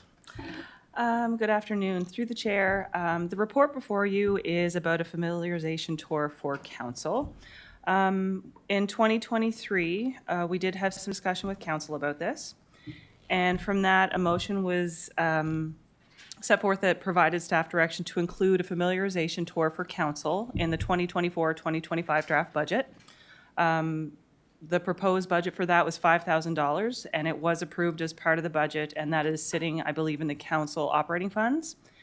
And at the time that we originally discussed this, we did create some itineraries for the tours, and the purpose was really about providing council as a group and senior leadership an opportunity to look at a number of municipal sites and assets, and there would be staff on those sites that would provide some subject-specific information, and that the intention of this would be to take place at least once in every 4-year term. The tour dates at that time we figure would be split into 2 dates, one for Corridor and Waste Management Center, and they would last from about 8 to 4 each day, starting here at the Lloyd E. Matheson Center. That particular tour for the Corridor and Waste Management Center would go from Enfield, Shubenacadie, look at a different group of development sites, water, wastewater sites, parks, and at this point would include probably the Sportsplex as well. And then the second date would be the tourism rural sites in Mount Uniacke, again starting at the LEMC, and include our tourism locations, Fundy Tidal, Interpretive Center, Burnt Coat, Head Park, look at some other sites along the 215, drive through Kennecook, Rawdon, and go towards Mount Uniacke and then back to Elmsdale. So from the discussion in 2023, it was, and then, sorry, the budget approval, it was determined that it would bring this tour, FAM tour discussion as part of the new council. And what we've done is we've tried to determine 2 dates that we're suggesting for council for these tours. For the Corridor Waste Management Center, we're suggesting Thursday, December 5th. And then for the tourism sites in Mount Uniacke, in order to, optimize the opening of the sites and all of that, we would look at Friday, June 27th, 2025. The other piece of the motion, which I'll refer back to in a moment, is really to finalize the mode of transportation. So there really is three different options. If you have all of council and a number of senior management staff members, then it would be either a 56-person coach, which is listed there at $2,500 per day, and then the option 3 is actually a 21-person mini coach, which is $1,750 per day. And then at the time, it also discussed community rider. If it was the difference with that is you're actually having people in 3 different vehicles. So it's, we would have a script or whatever, but really you would be getting 3 slightly different scripts per vehicle. And for the community rider, they were only available on the Friday or the Saturday. Now, these quotes were from 2023. They may fluctuate slightly, but that's also date dependent. So we really wanted to finalize the dates with council. We do have the $5,000 approved in the operating budget to use for this. And the motion above is really moving that Parks, Recreation, and Culture Committee recommend that council approve booking the 2 separate dates for council familiarization tours on December 5th, 2024, June 27th, 2025, and then to enlist the services of a transportation provider to provide transportation for the tours. The alternatives, just I think, are worth noting that, council could actually choose to not proceed with the familiarization tour at this time.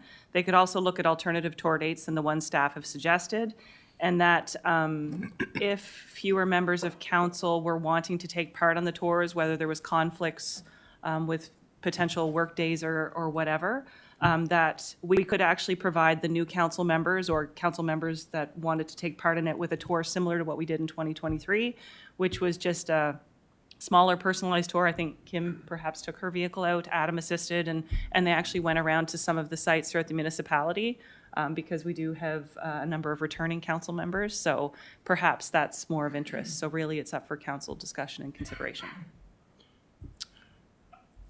That it, Lena? That's it. Thank you very much for your report. First up, I have a couple. First up, Warden. Thank you. I do think that the FAM tours are an excellent idea and an excellent opportunity for counselors. However, once again, this is from my perspective, and whatever council wishes is fine. I'm not going on any FAM tours on the 5th of December. The upcoming holiday season is extremely busy already. It's filled with various, not only personal commitments, but community events and that one wants to try and attend as many as possible.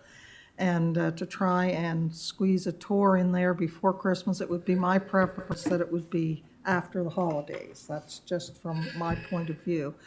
And the only question I would have on the one in June is, do we know the dates of the graduations and that yet? Because we're very close around that end of June date, and we wouldn't want to be doing a FAM tour and interfering with any graduation activities for anyone who was interested in attending those. So those are my comments. I'm really not sold on the December 5th date, and I'd just like a little bit of a comfort level around the June date and the high school graduations. Thank you. Thank you, Madam Warden. Next up, Councillor McPhee. Thank you, Mr. Chair. I agree. Deputy Warden, excuse me. Nope, that's fine. It's gonna take some little while. Yes, okay. I agree with the warden. Those dates may not be acceptable. A lot of people, they probably don't bother me, but, I'm fine with changing the dates. I went on the mini tour, I guess it was in August 23, wasn't it?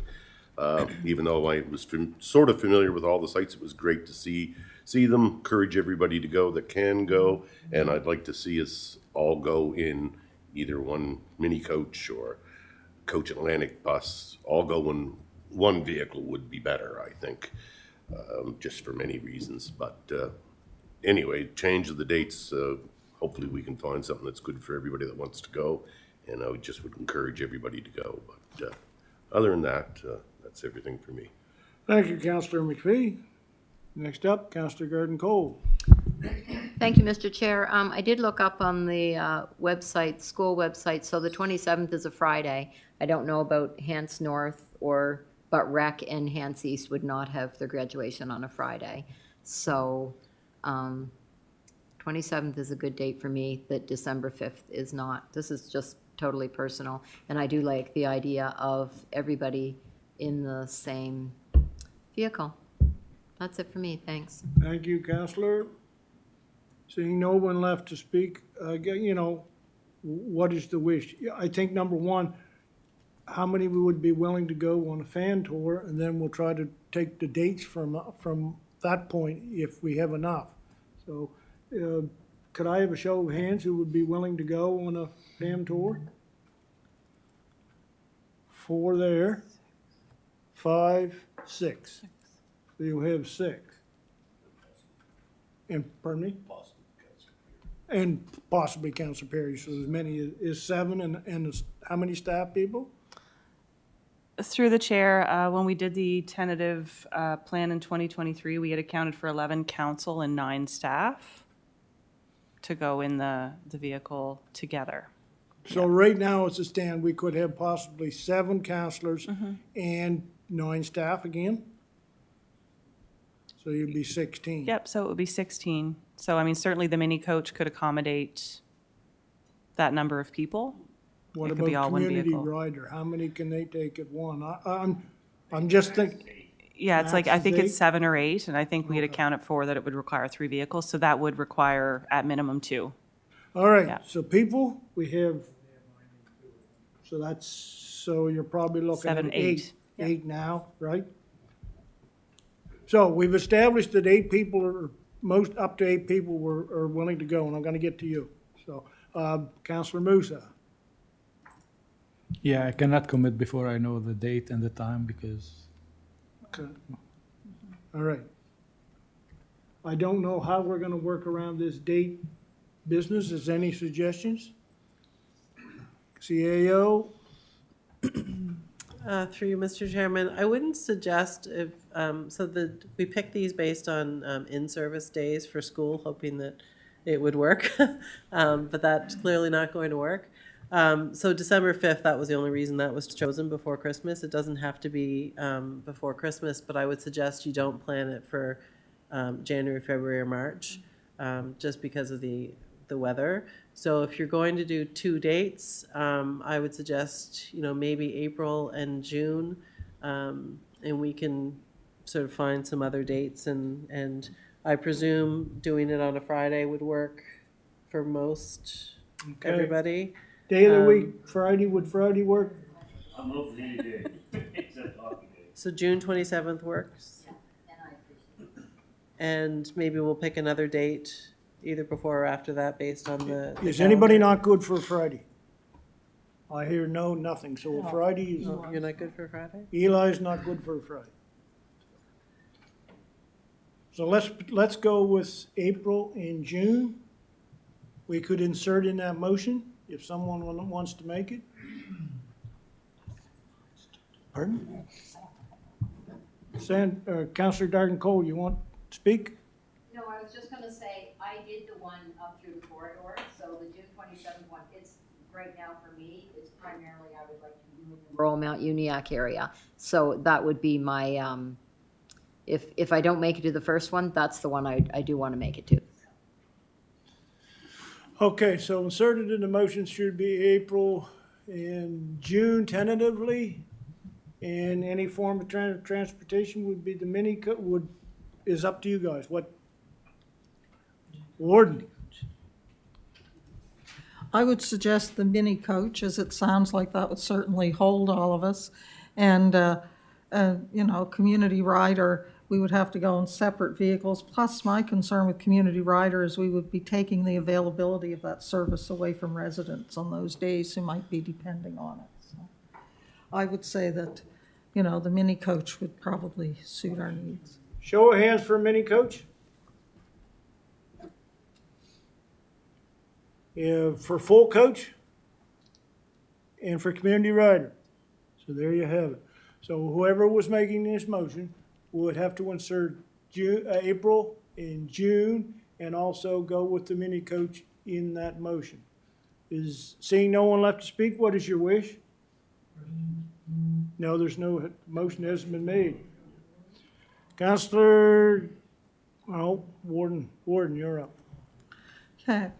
I would move that Parks, Rec, and Culture Committee recommend that council approve booking 2 separate dates for council familiarization tours at a date in April to be determined, and tentatively June 27th for the rural tour, and enlist the services of Coach Atlantic with their mini coach to provide transportation for the tours. You've heard the motion, it's very plain, seconded by Councillor Garden Cole. Any discussion on the motion? Seeing no one for discussion, the question has been called, we'll go to the vote.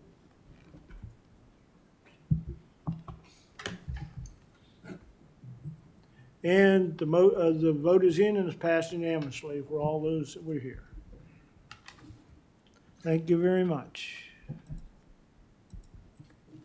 Next order of business would be Long Lake Access. Atlanta and Evan, you'd be taking that one? And who's talking first? Mr. Chair, that would be me.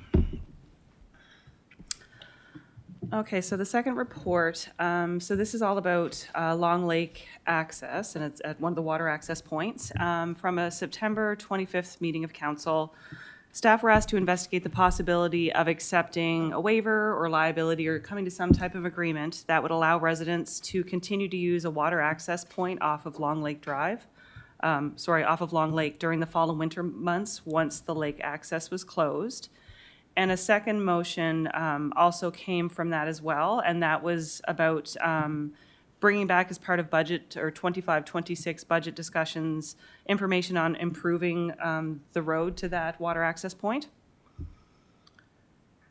So the water access point that we're speaking about, and there's some maps that I can show below, it's at 138 Village Drive in East Uniacke, and it's a seasonally operated site. It was established as part of a development agreement. The construction was completed in 2023, and then in the spring of 2024, the ownership and operations and maintenance were transferred over to the municipality. So similar to other park sites, or all other park sites throughout East Hants, this location isn't winter maintained. And like Wickwire and Brickyard Parks, it does have a gate in this case, at the top of the access road that restricts access once the docks are removed at the end of the season. Now, the docks have been removed. The gate is still open currently because weather does permit it to be open. We haven't had snow or ice conditions there that have necessitated closure of that. And then really the decision on this could actually set precedent in other areas because we do actually sort of close these other water access points, and we don't winter maintain our parks with sanding, salting throughout the fall and winter. This particular site, individuals use the access point with small watercraft to go across the lake over to private property. There is also, prior to the water access point here being established, there is a woods road that individuals would use with either ATVs or trucks to get to their properties, but the water access point is actually faster for some. And again, I referenced there is a request by a family to have gate access here, hence the council motion C-24-307. There's two pictures here, and one will zoom in. So if you can see my cursor, here's Long Lake. Village Drive is noted there, and the red star is actually the parking lot for that water access point. And when I go down to the next picture, it's just zoomed in to show it a little more clearly. Here is Village Drive here. Obviously, Long Lake's in the top left-hand corner. This road here is a relatively steep road. There is a picture down below that shows it a little bit more clearly, and it goes to this general parking area. And then there's almost like walking paths down a slope, and then you can see the tip of one of the floating docks there, and they are removed each year at the end of the season. So staff did look at this internally. We discussed with colleagues in Corp Serve. We did speak with our municipal solicitor, and I think there's some things to note here that we don't actively maintain park locations in terms of sanding, salting, snow clearing outside of, or sort of after the fall, winter. We do regular garbage collection. It's reduced because there's not as much use at most sites. We do obviously the required playground inspections, and we do actually have a much smaller park staff throughout the fall, winter, and spring because we're no longer mowing and require the seasonal staff or students. We do have a few water access points, so there's not just this one here in Long Lake. There's also Brickyard, Wickwire, and Shubenacadie River Park. They all have floating docks. We do take those floating docks out just because the freeze thaw does actually damage the docks. So for the longevity of those assets, we do remove them in the fall, and then they're reinstalled back in the spring. Brickyard, Wickwire, and then now Long Lake, they do have gates that were installed. And this is just to stop vehicles from going in, reducing the risk of icy slopes, limiting slips and falls. And then, you know, really the discussion gets into introducing liability risks if we have uncontrolled access or areas that are irregularly inspected that are open to the public throughout the winter. Closed access does apply universally. And, you know, when we talked about it and then we speak with our municipal solicitor, selective exceptions do actually create a bit of legal exposure, so that's why we had to bring forward the discussion as it sits right here.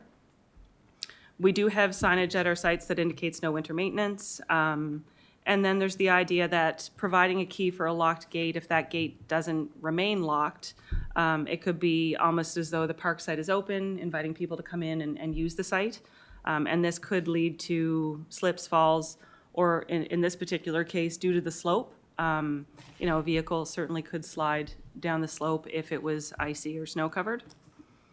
This picture here shows the access looking from the parking area back up the driveway. So again, I'm going to try and use my cursor here off to the side. Here at the top is where the gate is. So, you know, it's a relatively steep slope during spring, summer, fall when there's no snow and ice. It's perfectly safe. But obviously without snow clearing or sanding and salting, certainly in the winter conditions, it could be icy and slippery. We did talk about what it would be like to have a discussion with our insurer and talk about coverage for all the different scenarios that could occur should this be permitted. And really it's quite unique and it's tricky to get our insurer to weigh in on that without giving very specific examples. So really they like to look at one specific scenario at a time. So we can't necessarily get an exact sort of idea of what our insurance provider would require at this site because of the different scenarios. From the council motion, we did bring options for the risk and liability reduction. So we do have 3 potential measures here. And although the recommendation doesn't, staff don't recommend going forward with those measures, certainly they're up for discussion. And if council has any questions, if Evan and I can't answer them, we do have Mike here to help us with the insurance side of things and the risk and liability. So the 3 options are listed there. There's a waiver requirement, and that really is getting a user to sign a waiver to reduce liability. This does not guarantee immunity, and a waiver can actually fail in court. It would sign it would cover, the person who signed the waiver. It wouldn't necessarily cover a child going in with them or a friend or another third party. And the enforcement piece could be tricky. And then our legal advisor did say that it's important to note that waivers aren't ironclad and they can be unenforceable by the court. The second option listed there is hold harmless and indemnification agreements. And this is an agreement that requires individuals to hold the municipality harmless and provide indemnity and their ability to cover potential claims. This is something that is feasible for contractors, but it's typically more challenging for individuals. Similar to the waiver, these aren't ironclad, and it would require the municipality to sue to enforce if there was a claim. And then the third option is a group-based insurance requirement. So requiring users to form an organized group and get appropriate insurance is something that we see at not-for-profit groups throughout the municipality. It's a little bit different if it's just a singular group or a singular family or individual versus a group. And in some cases with this option, it's not entirely practical for the residents to form a group. Before I go up to the motion and then the alternatives, there was a second part to the motion on September 25th, and that was directing staff to bring back some information as part of budget to look at capital improvements. So, you know, the access was built under a development agreement, and albeit steep for spring, summer, fall, no snow, no ice, it actually works quite well. It's really not the compelling issue.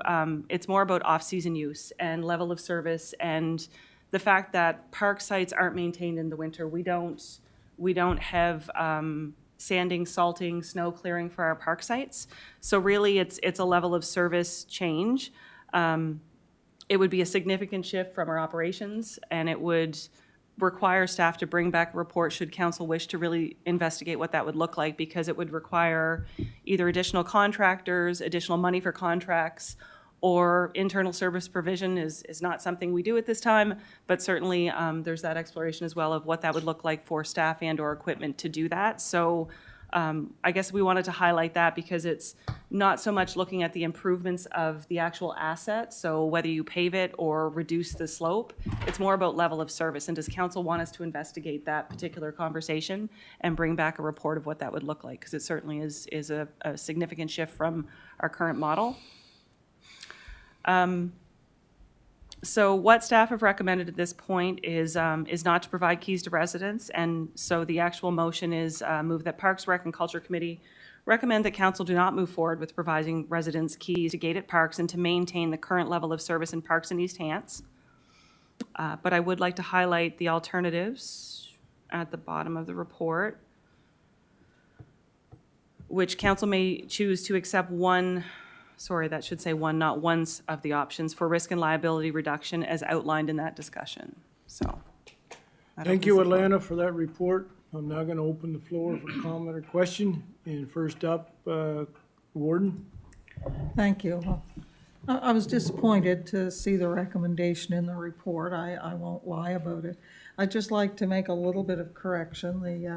The folks that I have been speaking to looking for this access are not trying to access the other side of a lake. So they don't have the option to go around on a trail on a four-wheeler and get there some other way. They're trying to access an island. So they can't get a boat in the water. They can't get to their property. Therein lies the problem. So anyway, but aside from that, when I'm hearing that, you know, we don't maintain any of our sites, park sites and that, and I'm thinking that causes me a little bit of concern too, because I'm thinking, so we're not plowing and salting or anything to the Walton Lighthouse or the Burncoat Lighthouse or to the other facility in Maitland. Is that correct? I'll get you on there, Evan. There you go. The Walton Lighthouse is gated. It has been since I started here almost 10 years ago. But we don't maintain that road in the wintertime. No. So how does our insurance even insure us if a fire truck or anything can't get into those properties? I know I have to keep my property free and clear and accessible by emergency vehicles. So I can't understand why the municipality would not have to keep our buildings free and clear and accessible to emergency vehicles. So I guess therein is my question. Does anybody want to tackle that question? It's never come up as an issue. Well, we've never had anything happen there. All right. If you're going to speak, you're going to have to come to a microphone because a lot of people can't hear. I'm sorry to say that, but. And where are you going to sit? Okay. There you go. It's never come up through you, Mr. Chair. It's never come up as an issue around that particular thing. It's a good point. I'd have to investigate. It just, like I said, it just seems to me, I know that I'm required to keep free and clear access to maintain my insurance to my properties. So, but back to this, I understand we don't want to take unnecessary liability, but I do think that the fact that we gave these folks a building permit to build a brand new camp on that island a year ago, and there's no other way for them to access it, and you know, they were willing to do anything they could do, just, you know, it's very difficult. And I guess I'm at the stage where maybe we should be looking at how we provide access to certain properties for 4 seasons instead of 3s, and maybe this could be one of them. But like I said, particularly those that we own that we don't maintain where we have structures, I think we really need to look at that. And I would just, I, I'm having a tough time with this. I mean, council's decision will be council's decision, and these folks were more than willing to sign anything we wanted them to sign. I know they've been back and forth with staff, and they just want to be able to get over and check on their property if the water's open in the wintertime. They, you know, and with the closure of the only other access point to the lake that would have allowed them to do that, the municipally owned one is the only one that's left at this point in time. So I don't know what the answer is. I would certainly support a report on what it would look like to maintain access to some or all of our municipal properties for 4 seasons. And my mind goes to the site that will be coming up in Walton, the water access site there. If we're not planning to maintain access to that in the wintertime, doesn't do the Walton Fire Department much good for us to provide them with a water access point.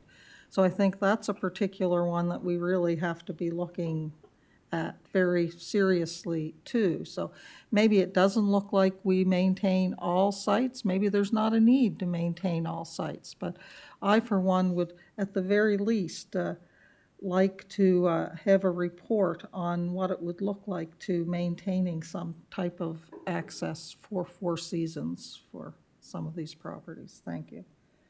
Thank you, Warden. Evan, would you like to respond to that? So I'm going to move you up there. So I'll address the Walton one. So I've been in contact with the fire department the whole process through here, and in discussions with Chief Patterson. He informed me there's no need for us to have that like snow access cleared if there's snow or ice. They're going to use their all-terrain vehicle to go down there to launch if they need to launch. So there's not a need for us to have that access down to the ocean floor cleared all the time, and it'd be quite hard for us to do that too with the ice flows and stuff like that at certain times of the year. As for the property on Long Lake, I have been the individual in contact with the Pick family for the last year almost. Met them a number of times to open bullards so they get in and get supplies over there. I've been informed, if it's the same family, I'm not sure if it is or not. I've been informed that for years they've gone around the lake. It takes them about an extra hour, and they launch at a place where they've always launched before the condominium boat launch was built, where they used for a couple years, and then ours was finally built. Now they've been using ours since the condominium stopped letting them use. So if it's the same family, they do have access around, and a natural launching location that it takes them about an hour longer than going across the water. So the family's always had. They're tearing down they're actually there last weekend. They're tearing down the old cabin, and they just because that's the last part of the process of having the building permit. So they do have another access. This is just way more convenient. I think the big picture is just here is the liability. That property is not the best. I totally get the point about Walton and Burncoat. I think we do have to look at that, and I'm sure me and Mike will discuss that about maybe we do have to have that cleared. It hasn't been an issue at Burncoat because the cottage owners usually keep that road opened to our park, to our gate, which is like very close to the lighthouse and the washrooms. And for Walton, I'm not actually sure I don't ever recall being there when there was snow, so I think it's just, I'd have to discuss with the community group if there is someone that clears that. But I knew they'd lock it for the season, probably about 100 meters from where the lighthouse is. I think that pretty much covers everything. All right, thank you. Evan, Warden, you still have the floor. Yeah, with the, I'm sure that Walton Fire will do whatever they have to do to launch the boat in the wintertime. And their willingness to use an all-terrain vehicle to do it is great, but I wouldn't think it would lessen our liability for them to take an all-terrain vehicle down an unplowed, icy road to get to the ocean floor to launch a boat. You know, whether they're willing to do it or not, they're still going across our property, so I don't think that eliminates liability any more than it would if these folks hauled their boat in with an all-terrain vehicle in the wintertime to launch it in Long Lake. I guess I'm just failing to see a great difference there. So anyway, I can see I'm on the losing end of this argument, or I feel that I am, but I am going to make a motion that staff bring back a report investigating the cost and what would be needed to maintain access to, and I'm not suggesting we would maintain access to all municipal properties in the winter, but I'd like to see a report looking at what it would cost to maintain access to municipal properties that would benefit the public by being open year-round. All right, we have a motion. Do we have a seconder? Seconded by Councillor Musa. All right. Before the motion, Councillor Musa. Thank you, Mr. Chair. So did we have to put that gate, to install that gate? I'll get you, Evan. Okay.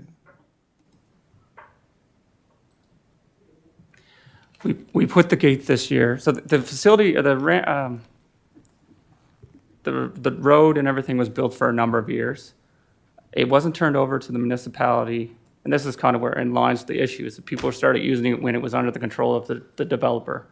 It wasn't turned over to the municipality until it met certain thresholds on being built, certain things were built. So once it was turned over to us, we recognized the liability of having that. Like, it's very steep in the way. I've been there in April when we were trying to put the bullard in, and the individuals with the excavator had to scrape the road down to get down. And that's with no traffic over it. Like, it's just the way where the water runs. You've got rock, the water sits on that gravel, you're going to get frozen, especially when people are traveling on it. So it becomes very slippery. So in recognizing that potential for liability, we were shutting it off to keep people from. The real issue is, one of the real issues is the walkway actually comes out onto the road. So people in that community, the trails actually exit onto the roads in the driveway. So one of the scenarios that we envisioned, or I shouldn't say envisioned, feared, was a vehicle coming down the hill, not being able to stop, and someone stepping out of that trail. If you can go back to the picture, you can kind of see it's not a wide road driveway down there because of the rock faces. And then there's a drop off on the other side. And halfway up, there's a trail on the left-hand side that comes out. So if someone steps out and then someone's coming down the hill, we just wanted to prevent any potential for that to happen. This family's not the first family that came forward and they wanted to access. There's a couple.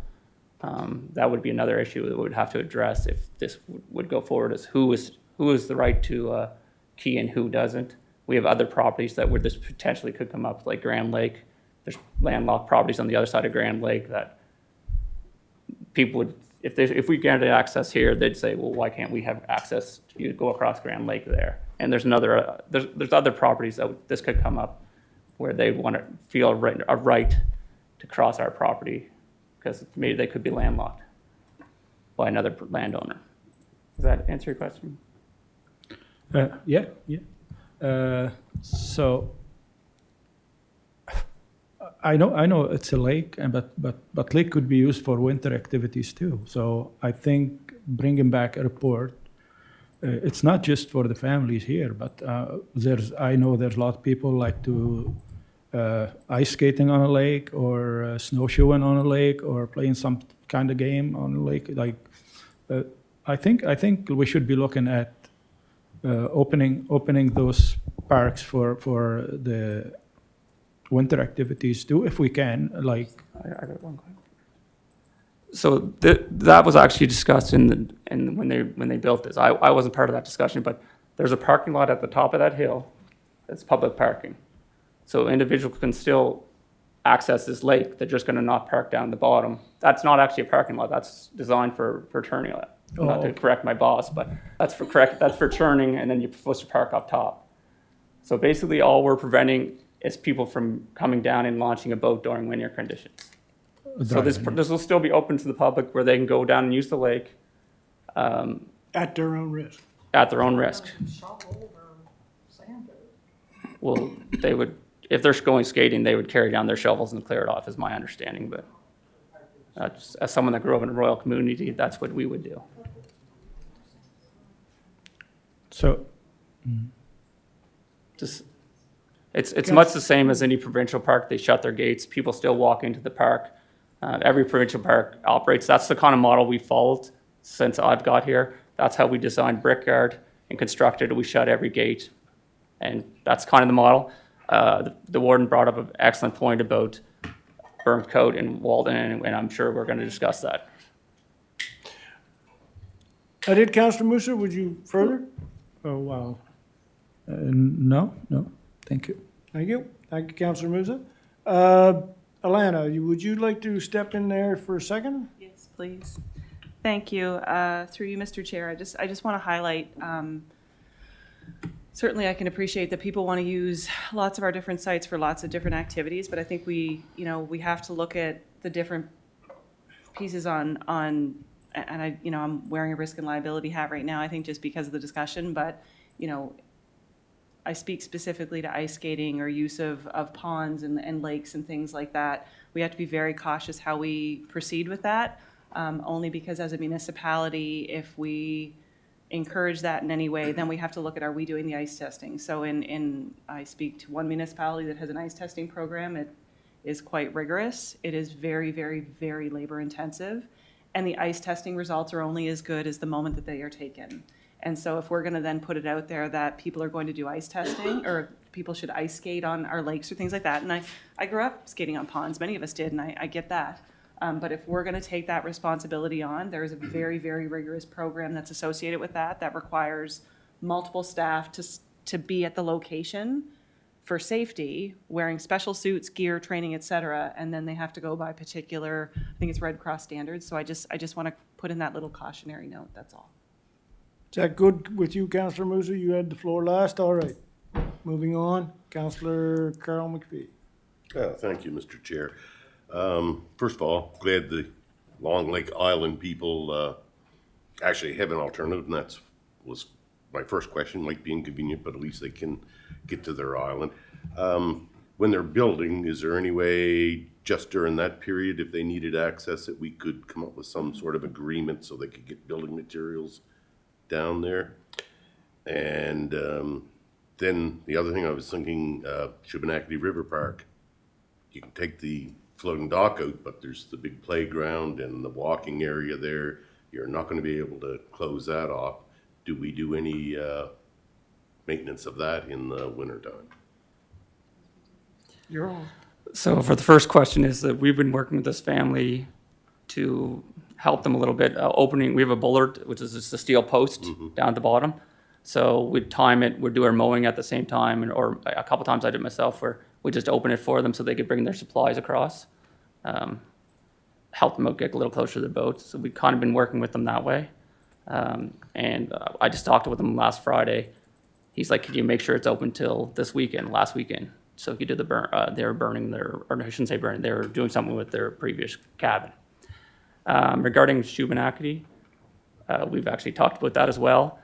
What we've relied on in the past, as you know, we just kind of took over that, I think it's 2 seasons now, is the snow clearing that's done by INO. They clear down to their pump station. So that's kind of all we've been doing, and kind of leaving the other side. The Lions Club, I believe, used to do it in the past. They haven't in the last couple of years. They haven't done it. So, but we haven't addressed that because we don't do any snow clearing in any Western parks.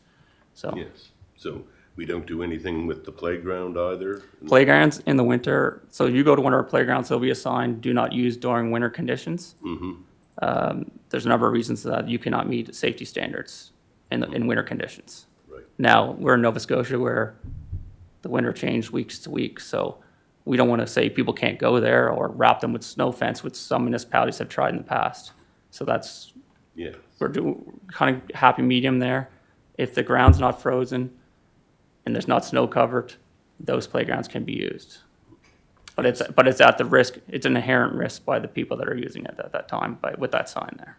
Yes, and I know that people do use the pathways there. They're fairly level, so.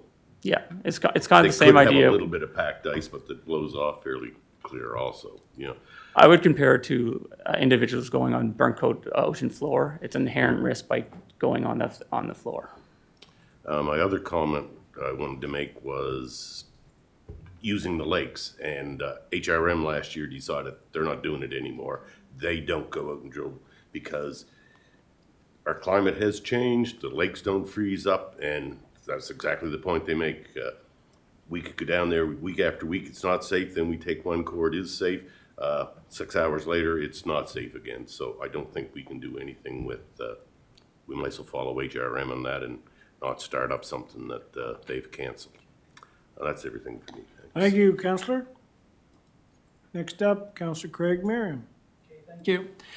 Thanks, Chair. I wanted to just ask if you'd done any, to staff, any comparative evaluation of other government bodies. So when I think of park access, I think of provincial parks a lot, places like Oakfield, Dollar Lake.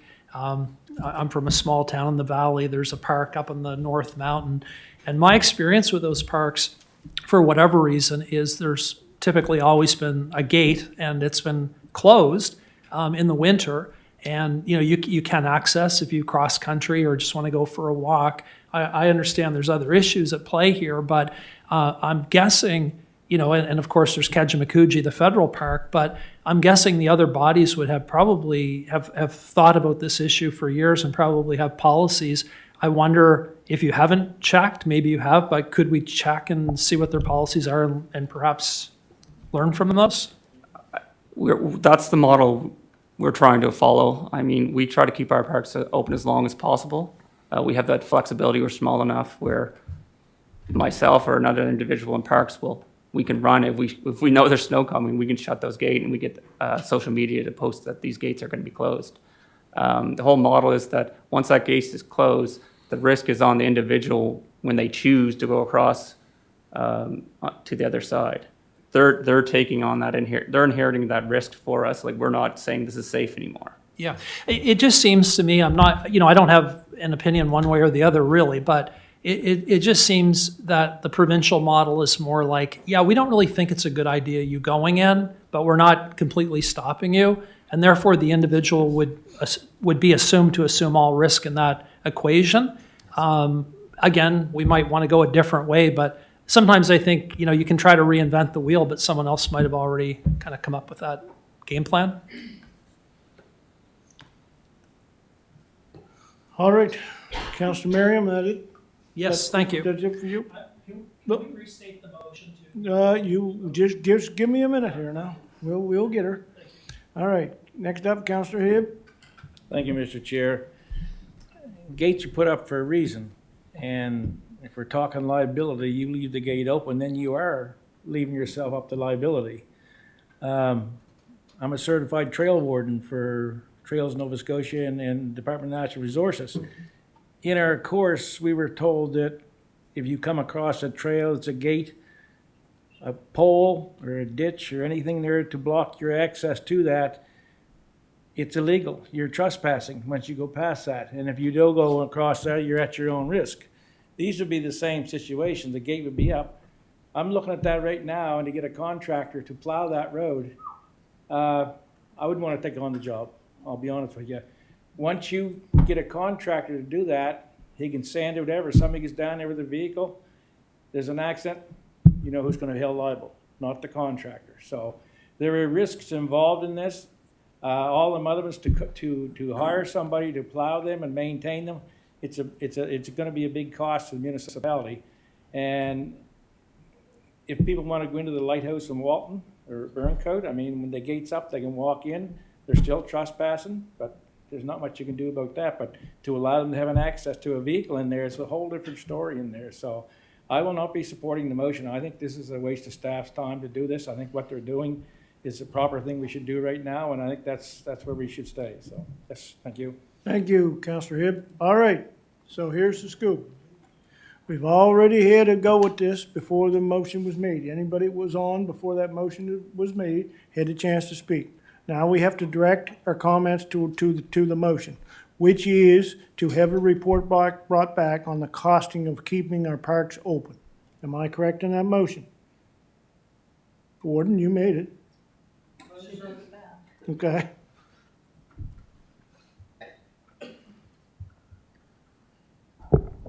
Oh, excuse me.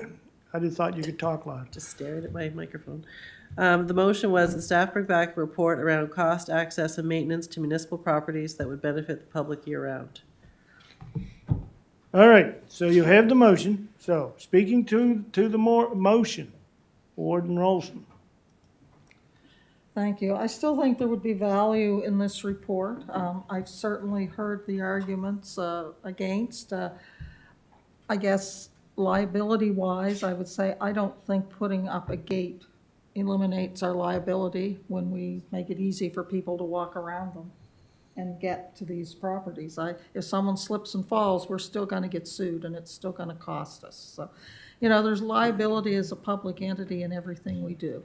So I guess all I'm asking is that, we could have some kind of a report that could possibly improve the service to our residents and the use of some of the recreational properties that we do offer. So that concludes my Warden? comments. Thank you. Thank you. Seeing no one left to speak, are we ready for the question on this motion? And we just heard it from our CAO. Question has been called. We'll go to the vote. And the vote is to have a report.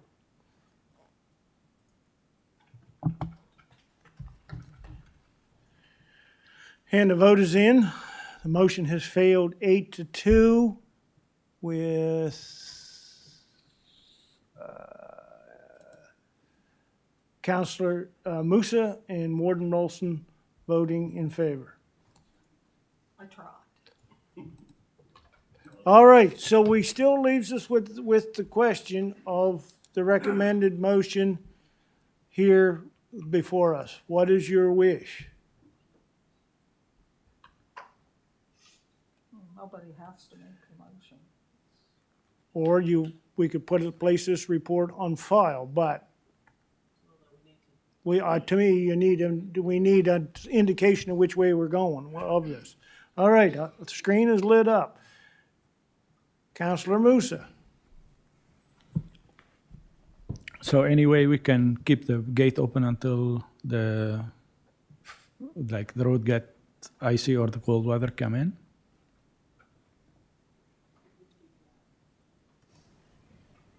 I see a shake of the head. Does that mean yes? Yes, that's the plan. None of these gates are, except for there's a risk of our docks being stolen, like Brickyard and Wickbar. We keep the gates open as long as the weather allows it. And then, there's a small risk. If we see a snowstorm coming on a weekend, we'll shut them on that Friday. But we try to keep them open as long as possible. I think some of them were open into December last year. So, and the family, I'll be in this. The family, I think we're talking about the same family. I'll be talking to him before we shut it. Okay, so I can see what we're discussing here, because once the road get icy and the lake frozen, there's no need for a boat, and they could access from the trail if they have four-wheeler.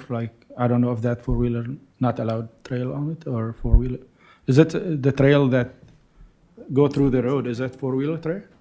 No, four-wheelers aren't allowed on this trail. Okay. And the list, there's a high probability of the lake being open and the hill being slippery. That's one of our fears is they slide down the hill, and then you have an environmental issue of that vehicle sliding right into the lake. Exactly. Which is a potential at this location. So yeah, once the road get icy and the lake frozen, I don't think you need any vehicle or a boat to go there. So.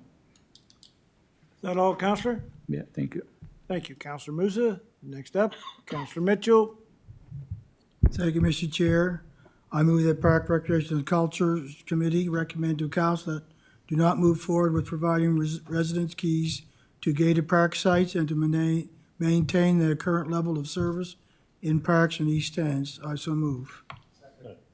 Okay, it's been moved by Councilor Mitchell. I heard a seconder from this side, seconded by Councilor Tingley. Any left to speak on before the motion? And I'll give you a little leeway. Councilor Tingley.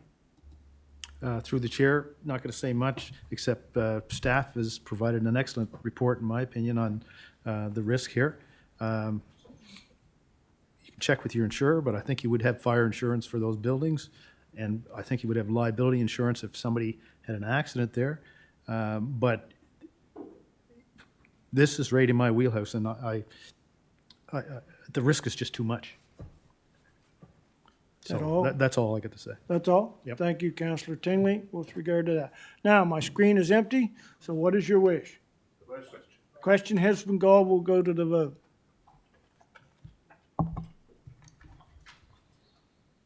Somebody hasn't voted. 8, there they are. So, the motion has passed with Councillors Musa and Warden Rolston voting in the nay.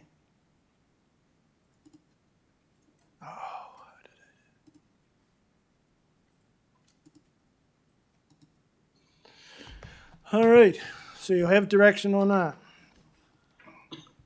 Next order of business would be, and I'll remind everybody, we're at 4:43. Next order of business, not taking nothing away from that, but next order of business is DFR policy discussion and update. Ms. Weiner and Ms. Tabler, you'll be taking those. And when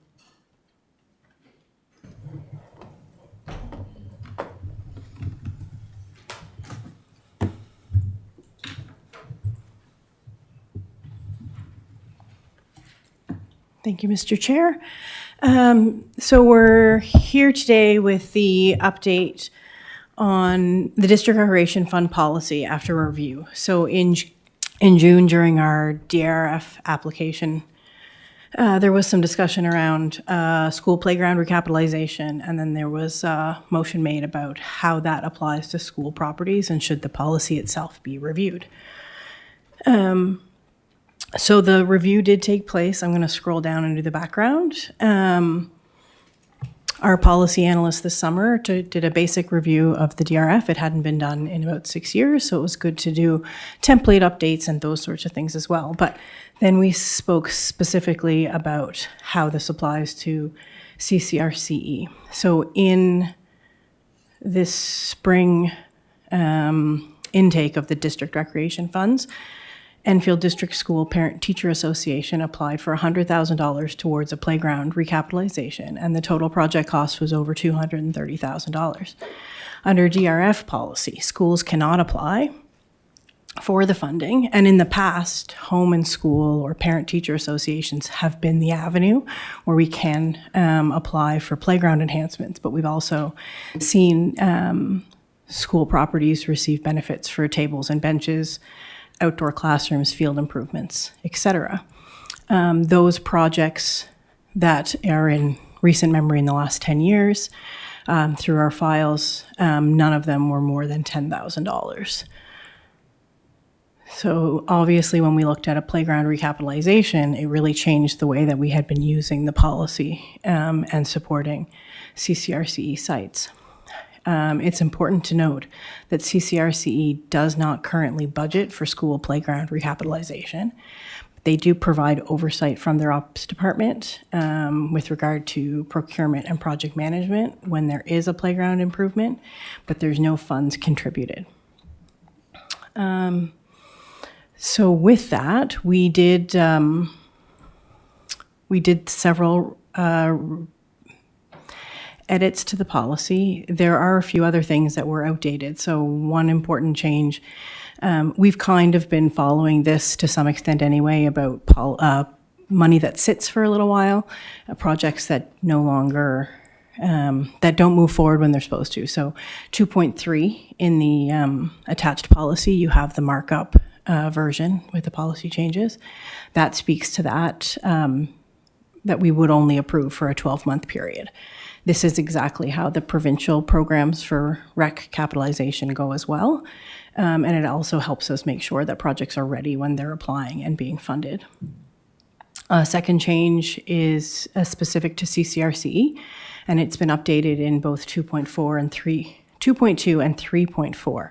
And it outlines a recommended change that anything used on properties used by CCRCE specify a maximum of 33% of total project cost versus the 50% in the rest of the policy.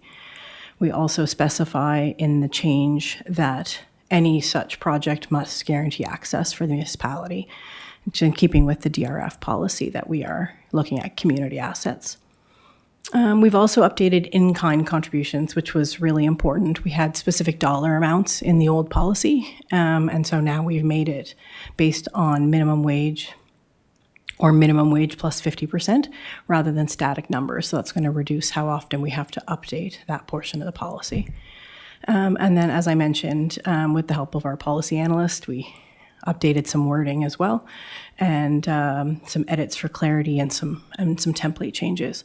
So the completed policy was attached for your review. It always aligns with our key strategy of strong communities, and it doesn't change anything with the upcoming budget. And I will show you our recommended motion. It is two parts. We are talking about taking the policy to the policy meeting, the recommended policy update, but also that a letter be sent to the provincial parties and the next incoming Minister of Education outlining Council's concern that recapitalization of school playgrounds is not a budget line item for the Department of Education and CCRCE.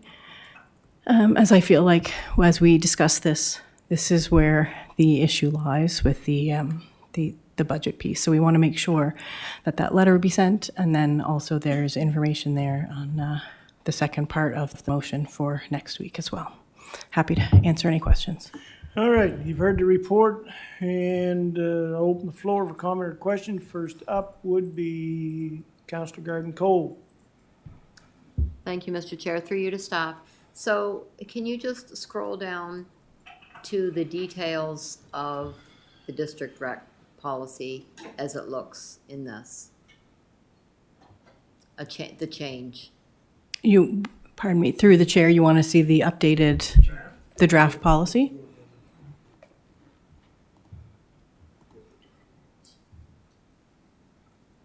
So 2.2 and 3.4 are the new sections. Okay, so 33% of available district rec funds, that's what it's been changed to? 33% of the total project cost, the 50% of the allocation per district would also apply. Okay. Okay. And just further to your speaking, I believe that this is the last year for procurement through CCRCE, which will make any work that they do on playgrounds, even through parent-teacher groups, funded through parent-teacher groups, even less likely to happen because they won't be procuring them anymore through the staffs. So they are going in the opposite direction of what your letter is going to hope that they do. They are going to be doing even less with their playgrounds. That's it for me, thanks. Thank you, Councillor. Next up, Warden Rolston. There you Yes, go. I agree with most of the changes. The one that I'm going to question actually doesn't refer to the school board one. It would go back to the draft policy under section 2, eligible projects. 2.1.3. And we continually work to exclude churches or other religious buildings. And I understand that on a certain level. But I also understand that there are many religions other than Christianity in the world today, and that for many groups, the social life and the gathering of people occurs in these buildings. And it just seems somehow counterintuitive to completely exclude them from being eligible for funding based on the fact that they're a church and not everybody belongs to a church or would use it. Because I look at other buildings, you look at a hockey rink, not everybody skates and not everybody's going to play hockey and not everybody's going to go watch it, but you still fund it for those that do use it. So I have a bit of a fundamental problem when it says excluding building, expanding, and repairing a religious sanctuary. And I am reminded of a church in Shubenacadie that I'm familiar with because there was no counselor at the time, so I undertook to try to be that liaison for that community at the time. And there was a burst water pipe that, caused damage and everything else, but there was a church hall involved, but you still had to be involved in the sanctuary part of it to fix it. And I just think we're unnecessarily shooting ourselves in the foot. I look at the church that I attend. The church basement is not widely used anymore, but it is still used. It's used for receptions after funerals. It's used for, it's available. It's used occasionally by 4-H. But to do anything to that church basement is going to involve doing something to the sanctuary because it's all the same building. So I'm not talking just our churches. It's religious facilities that could be used by any religion that are often gathering places and meeting places and that for communities and different groups in different communities. And, I just think there should be something other than an outright ban on spending money on these facilities. That's all. Thank you. Thank you, Warden. Next up, Councillor Cecil Dixon. Thank you through the chair. I just noticed the date of the letter going to the MLA. Should this letter be held off until after the election to make sure it goes to the right appropriate people? Through the chair, the intent was to send it to the parties during the campaign and then the ministers and MLAs after the election. Okay, good. Thank you. Thank you, Councillor. Next up, CAO Kim Ramsey. Thank you, Mr. Chairman. Just to speak to the warden's question around the churches and sanctuaries, you have an overarching council grant policy that speaks to not providing funding to churches for the sanctuary. It doesn't preclude you from providing grants for spaces outside of that sanctuary, which is the altar and that room where those religious ceremonies take place. So the reason we put this in here is because we're forever bouncing back and forth. The question comes up, I don't think we do churches. Yeah, we do. It's in the grant policy. It can be for this or that. So this is just bringing clarity in this policy to align it with your overall overarching policy.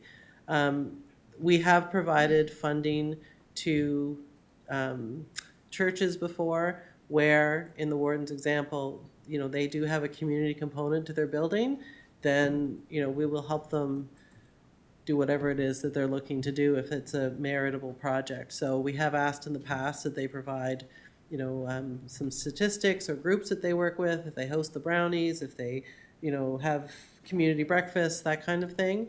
So this wording isn't doing anything, it's not adding to what you do now, it's just basically tying those two policies together so we don't keep jumping back and forth between the two, trying to explain that element all the time.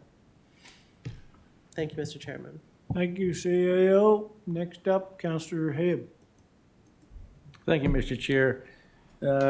This funding excludes cemeteries as well, does it not? Correct. And that's something that I have an issue with. I think the people today that look after cemeteries, it's always hard to fundraise for them, and knowing that there are no ways they can get money from any levels of government. And cemetery is a place in the community where people like to drive by and see the cemetery, and they don't want to see it neglect, not mowed, headstones all falling over and things like that.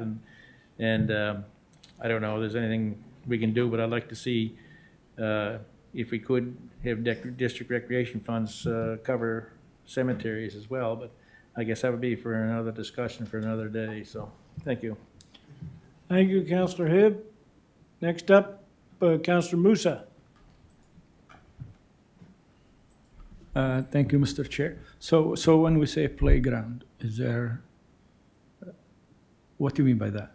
Like just actual playground, or soccer field can be a playground, or So through basketball court or something like that? through Say the chair, the policy covers all recreation assets outside. So the first line of that section is parks, playground, or parks, recreation facilities. So anything that's outdoors, a park, a trail, a playground, a basketball court, pickleball courts are all eligible for funding through the district recreation fund policy. Okay, so This came up because the recapitalization was not, it was more the value of the project and the large scope of the project that was new to us. We had not seen someone coming for a full recapitalization of a playground. yeah, that's what I mean. Like because I don't like to see a basketball court cut down to 33%. So it's still 50% for outside facilities It would be for all if on the school site, 33%. for everything, like for basketball court. All or- CCRCE owned properties, yes. Okay. Even if they're, if like I know in Montuniac, the soccer field is the only one in the community, and it's used by the community, so 33% probably that will go very bad. Like for me, if we want to do that, like I agree with you about like playground. We have so many playgrounds in Montuniac or something or another area, but for something that we don't provide to our community, like we don't provide any soccer field in Montuniac except the soccer field where the school is, and if we don't want to do it, and it's there, I think it's fair that we contribute to it more than the 33%. To be able to, like, probably we decide not to, but if we don't give it to the community or like provide it for the community, I think we should be taking care of it because it's the only one used by the community. I think that's an opinion. Is it not a question? I don't hear a question in there. Well, it's my opinion, yeah, so for Okay. sure. Yeah. No, I'm just asking, wondering if there's a response. So, anyway, is that all, Councilor Musa? Thank you. Next up, Warden. Yeah, just to comment on, I think the concern around that simply is that, given previous history with CCRCE, we have nothing that guarantees that they will allow the public to continue to use assets like that.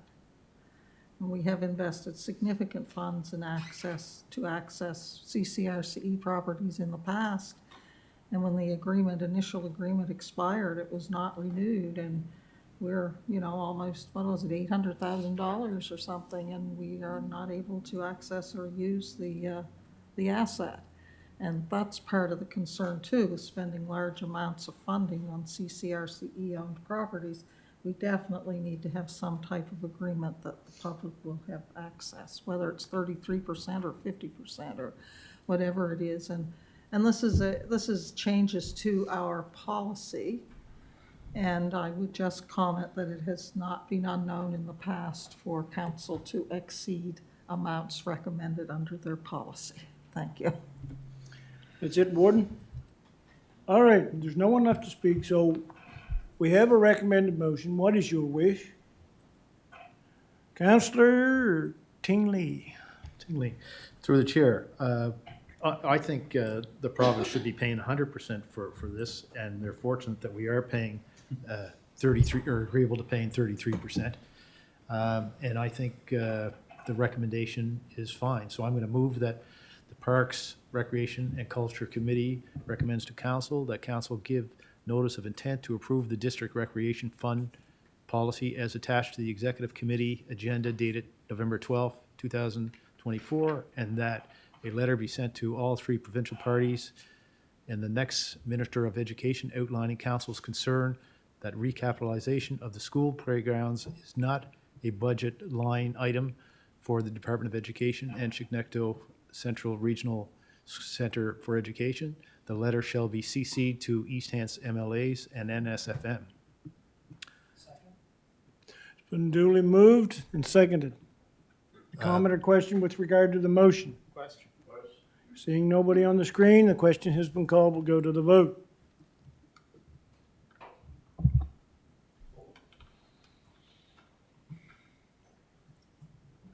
The vote is in and is passed unanimously. Counselor Tingley, you still have the floor. No, that's it. Oh, for the rest of the, I don't have it up here, just hang on a sec. Okay, I'll move that Parks and Recreation and Culture Committee recommends to council that council approve the district recreation fund policy as attached to the executive committee agenda dated November 12th, 2024. Duly moved, and I'll go to this, to Counselor Hibb for a seconder this time. And I'll open the floor for comment or questions with regard to the motion. Seeing nobody on my screen. Oh, Counselor Musa, you would, Isn't that supposed to be it? We have to send the recommendations from this committee. so you're good with that? Okay, we'll go to the vote. Vote is in and is passed unanimously. I thank you very much for that discussion. And seeing nothing further on the agenda for Parks, Recreation, and Culture, I entertain a motion to adjourn and return for council policy. Moved by Councillor Mitchell, seconded by Councillor Hibb. All those in favor? Aye.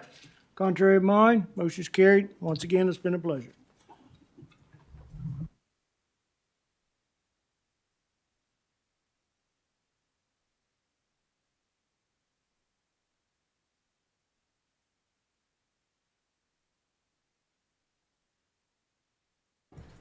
Okay, I will call our regular meeting of council for policy and in-camera items to order.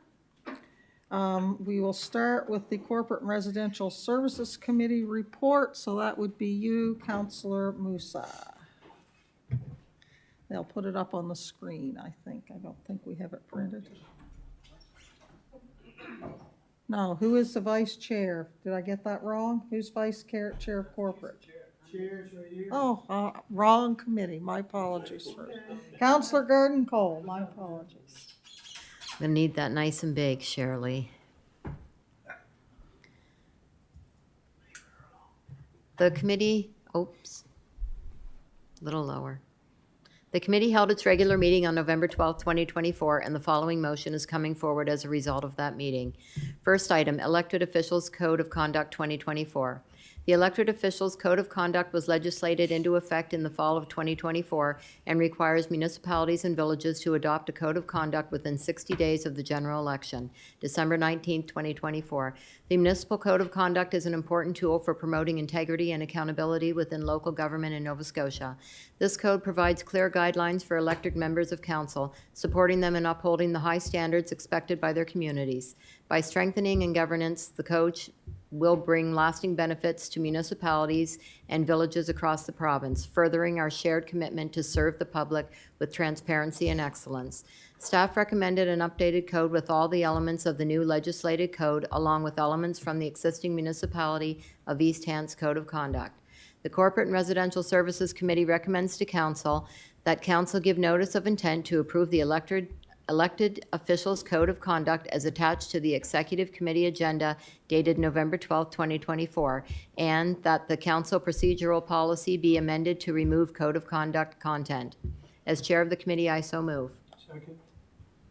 Moved and seconded. Is there any discussion on the motion? Question has been called. Oh, sorry, Councillor Tingley. Through the chair, just like I said this morning, I give my reasons for why I can't support this. I don't think it is transparent or good governance. It gives us less ability to communicate, gather facts and information from other levels of government and certain corporations to be able to help our residents. So that's it.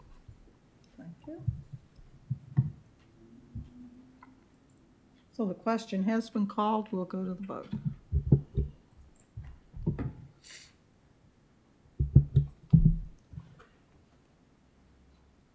And the motion is passed by a vote of 9-1 with Councillor Tingley voting nay.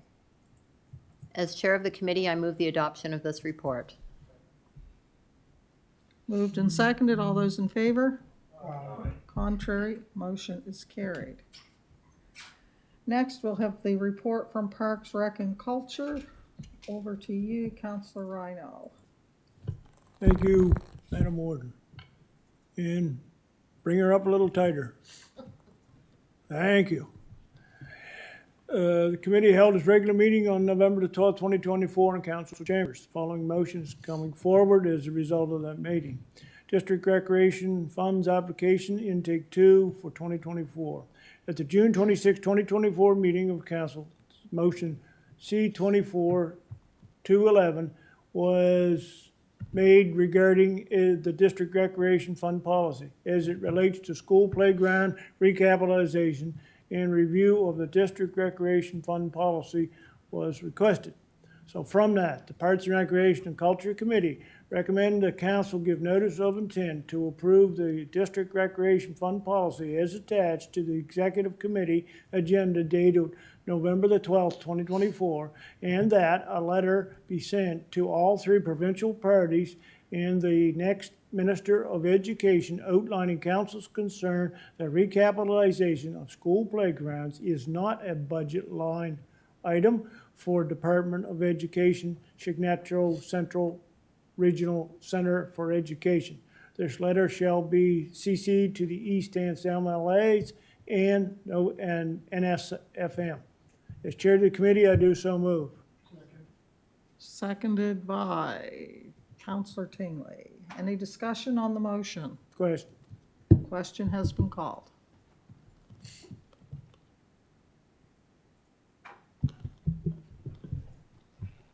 Motion is passed unanimously.